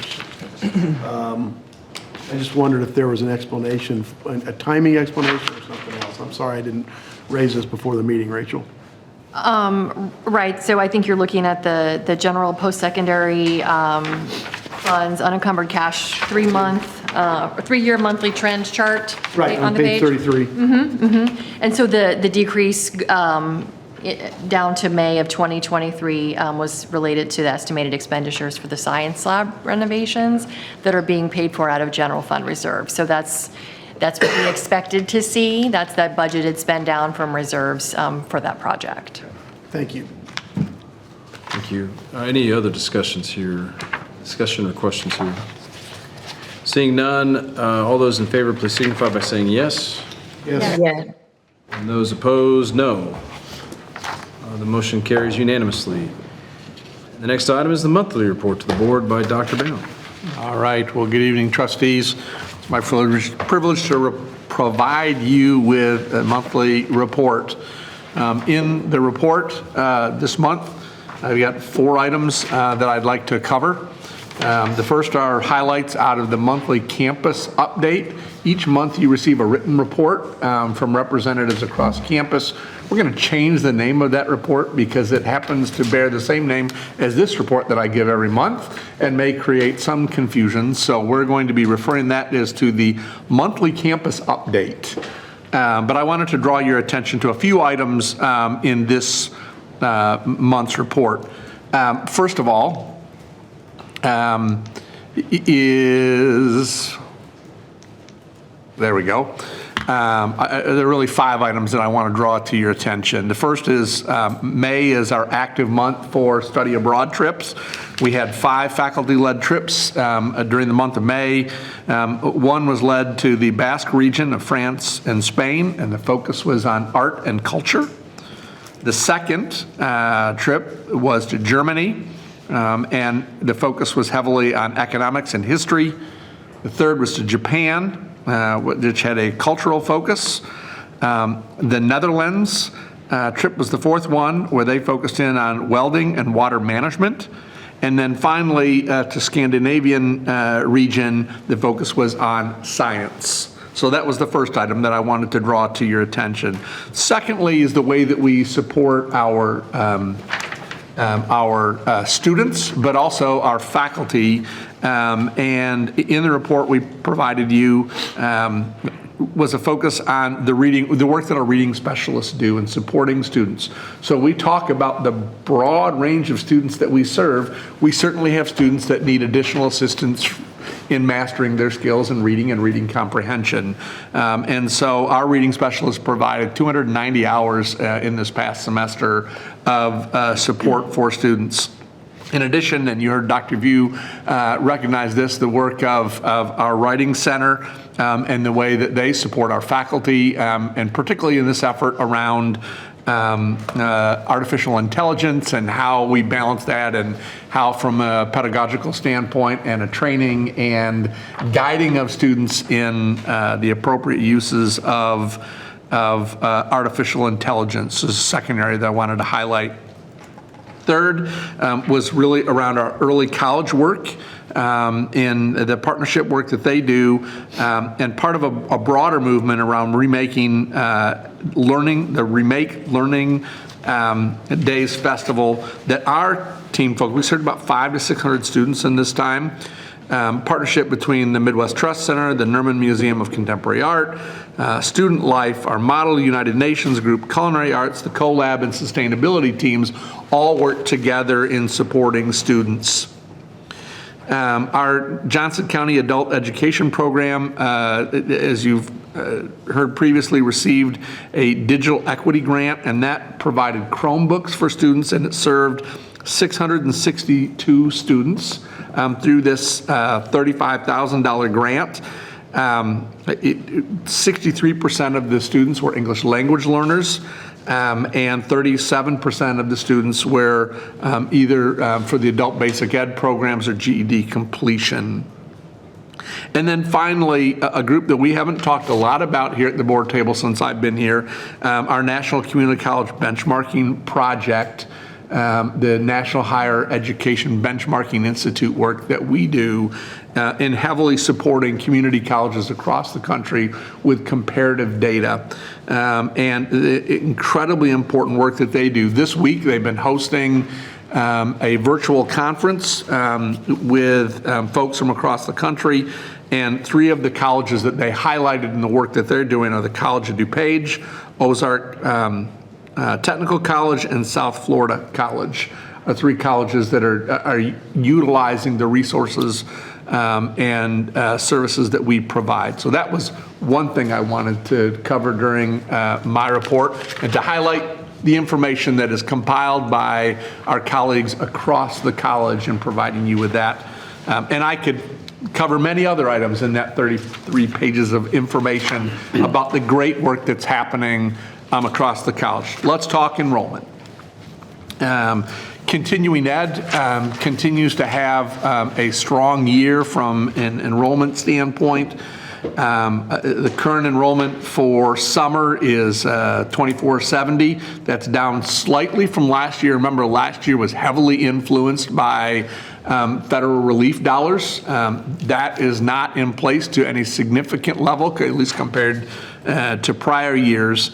So the enrollment is strong, and they're on their way towards finishing a strong summer term for them. In addition to that, if we look at their fall, it's very early in the fall process. But they've set an aggressive goal of 5,400 for this coming fall semester. And so as of today, there are 155 students registered. Yes, sir. Probably don't have this data. Do you have like 2019 or 2020 or 2019 in particular? Absolutely. But we don't have it like, but we do have I'd love it, to see that. absolutely. I'm just kind of curious to see that. Thank you. Yep, yeah. All right. If we switch then quickly to the credit side, again, continuing evidence of strong enrollment picture for us, with being up for summer 4%, 4.1% in head count, and 6% in credit hours. Remember, credit hours drive the budget, head count drives service level needs. But that's a strong, strong summer term for us.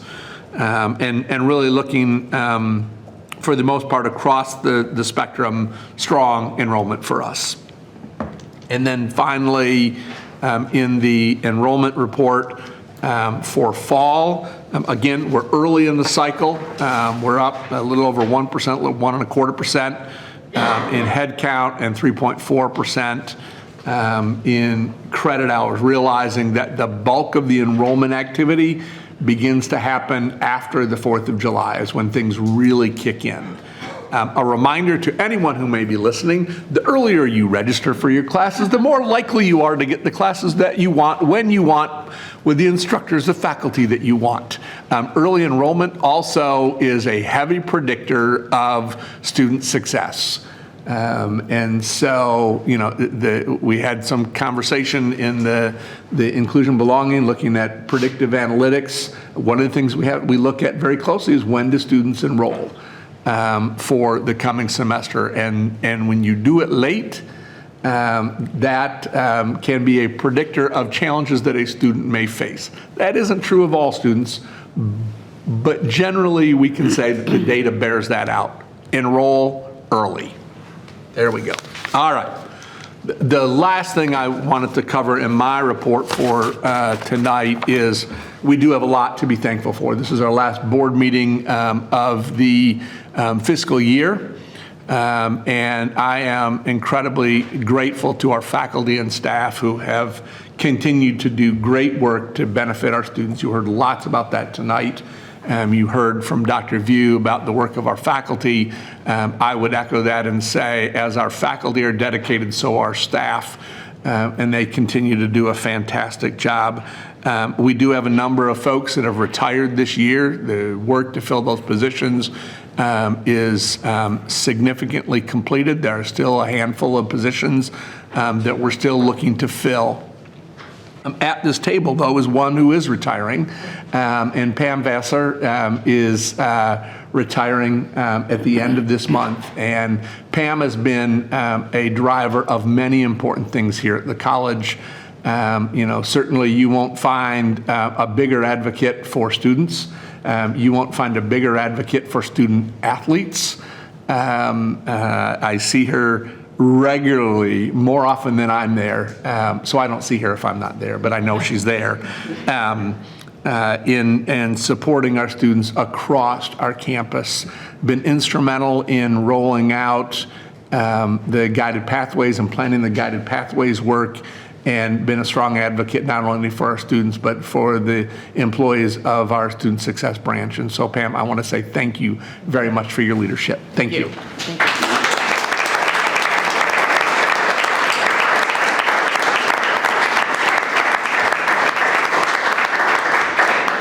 In addition to that, as we hit the last few items on this, we had a fantastic commencement week. Thank you all for participating in those activities. A ton of work goes into running successful commencement ceremonies that span, a week and a half period. And I know it stretches you all significantly from a timing standpoint, and it does our faculty and staff. But thank you for the work that we've done there. The Plan My Classes work continues to move forward with great fervor. I know there's a great deal of effort going on right now around how do we link the planning tool with the registration tool. We're going to get there. That will be beneficial for all students. Students with a plan have a greater likelihood of persistence and completion, whether it's their plan for completion of a degree or completion of the courses they need. Students with plans make much better progress. So we should just sign them all up for K-State so they have something. Do that. You heard tonight about the guided pathways work. That's incredibly important work strategically for us as we serve students. And I want to thank the team that's been working so hard to drive us to this point, and we have lots of work on that ahead of us. We also celebrated this year the League for Innovation's reaffirmation process. Their board reaffirmed us as a board member college. I think that's critically important for who we are as a college and how we continue to find innovative ways to serve students and our colleagues here at the college and our community. And then our work in shared governance continues to grow and evolve, and I thank the work of our academic branch council, of our staff council, and college council as together we learn how to live out shared governance and do that well. And so I thank you to the representatives who and liaisons to each of those groups that do incredibly important work on behalf of this college, our students, and the community. And then finally, it was already recognized, but the event earlier this week, SIPs and Scholarships, was a fantastic event. I continue to hear wonderful things about it, not only from the student story, but from the connections that happened. And I too greatly appreciate the volunteer leadership of Jill, Katie, and Jennifer Gerlach, and to you trustees who were there and the 160 plus participants who were there.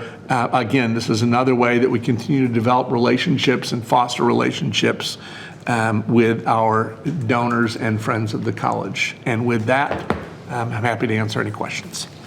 Any questions, comments for President Bowden? Do the monthly enrollment emails come at the discretion of you and your office, or is it like a side thing that is put on Natalie, or is there some way we can make those automatic? We haven't gotten them again for, I don't know, maybe 2 months now. Yeah, they were going strong for a while, and then I I haven't received one at least. I don't know. There'll be one coming out Monday. Okay. We didn't send one out this week because we have census tomorrow night, and so the official one will come out on Monday. Okay. That will be the official count for The summer. official count for summer. Okay.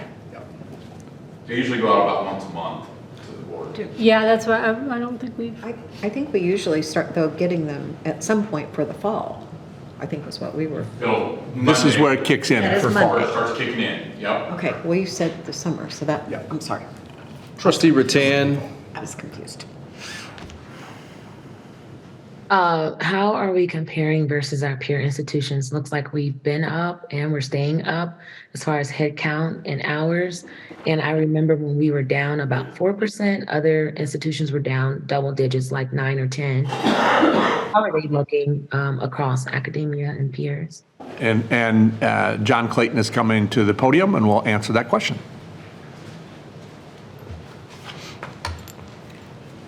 I'm John Clayton. I'm the Executive Director of Institutional Effectiveness Planning and Research here at the college. Right now, it's really too early at this point in time to look at our current terms. We're beginning to get some of that data in through the Benchmarking Institute that Dr. Bound mentioned earlier, and we'll be looking at that as soon as that's available. Historically, as you mentioned, we have been faring a little bit better. We should hopefully know some of those results here coming up. Probably later on in the fall before we'll really have an idea where we're at on some of those comparisons. Having said that, and talking to my colleagues around the country during the Aspen Fellowship a week and a half ago, 2 weeks ago, many of them are seeing, minor growth in enrollment, but not significant gains yet. There are others that are experiencing more, that are seeing gains like we're saying, and occasionally you get a college that may have been way down that is now starting to see more significant growth. But we are, I think, well within the mix of colleges that are leading the pack from an enrollment standpoint. Thank you. John, Mr. Clayton, thank you for so clearly articulating your title and position. Like Joe DiMaggio said, there's always somebody out there who's never seen him play before. So thank you for that. Any other questions, comments for Dr. Bound and the administration? Don, do you have another one, or I just see your hand up? Very good, very good.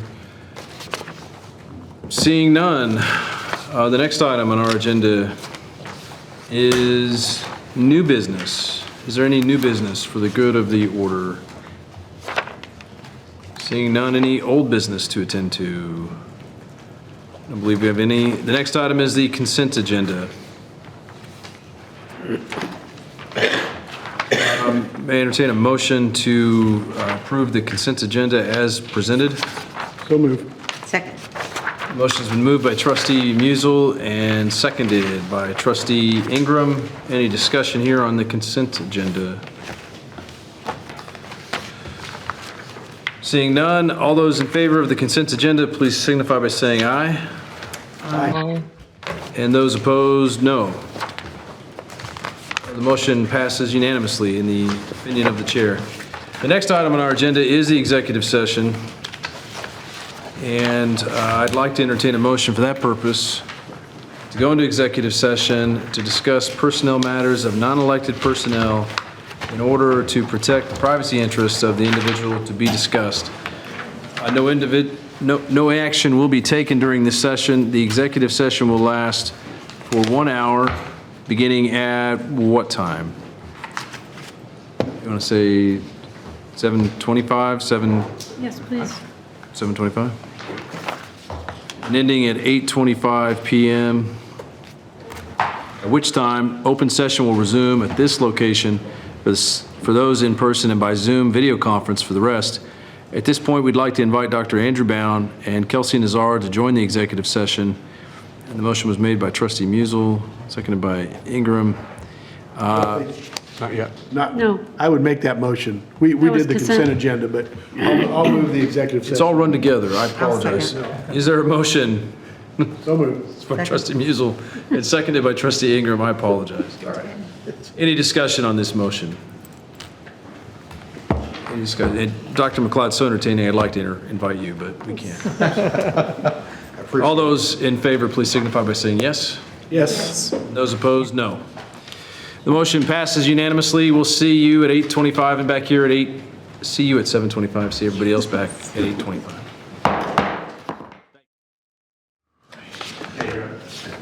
Good evening. We're back after an executive session of 1 hour, and after a productive discussion, we need time to extend the discussion and frankly invite Dr. Bound into the executive session. So I believe we discussed restarting at 8:30 Correct. and then lasting until 9:15.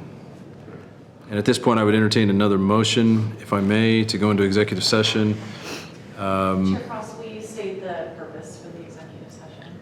Yes, ma'am, thank you. The purpose of the executive session will be for personnel matters of non-elected personnel in order to protect the privacy interests of the individual to be discussed.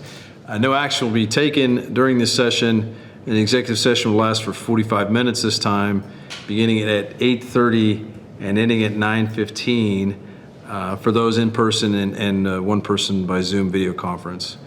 So we would at this point like to invite Dr. Bound to join the executive session, and I'd entertain a motion. I would make that motion with the amendment that we also invite Ms. Nazar to the extent she was invited for the last one, because if we don't mention you, we can't have you in there, right? That's correct. So Okay, very good. We don't intend for it, but to include Ms. Nazar. So I'll amend it to say we'd like to invite Dr. Bound and Kelsey Nazar to join in the executive session, and I would entertain a motion to go into executive session from 8:30 to 9:15. So move. Second. Again, it's moved by Trustee Musil and seconded by Trustee Ingram. All those in favor, please signify by saying aye. Aye. And those no, hearing no nos, the ayes have it, and we'll return to executive session. Thank you.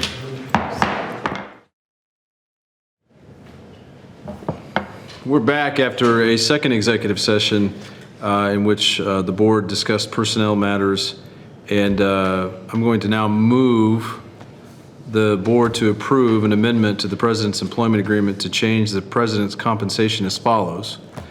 That we increase any compensation and benefit by 2.75%, commiserate and consistent with what the faculty has negotiated for themselves and for other campus groups, and that the board chair be authorized to execute an amended contract incorporating such changes following the review by College Counsel, and that such changes be effective on July 1, 2023. Second. The motion has been moved by Trustee Cross and seconded by Trustee Musil. I think I'm not going to ask for discussion at this point. I'm just going to ask for all those in favor, please say aye. Aye. Those opposed, no. The motion passes unanimously. Good to have you back. Thank you. May I make a comment? I move we Yes. adjourn. Oh, yeah, we do need one of President those. Bound is asked to make a comment. I'm sorry. If I may. Again, I want to say to you as trustees, I appreciate your support. I appreciate your guidance. I appreciate your feedback, your honest feedback on the areas that have gone well in this past year and the areas that frankly we've got work to do. And that I as leader will step in and take your feedback and will proceed with you. And I appreciate your support. So thank you. Thank you. Thank you. Thank you for operating our college. With that, I'll entertain a motion to adjourn. So moved. Second. Motion has been moved by Trustee Ingram, seconded by Trustee Laura Smith Everett. All those in favor, please signify by saying yes. Yes. Those opposed, no. Happy birthday. To my daughter, she's 13. And opinion of the chair, the ayes have it.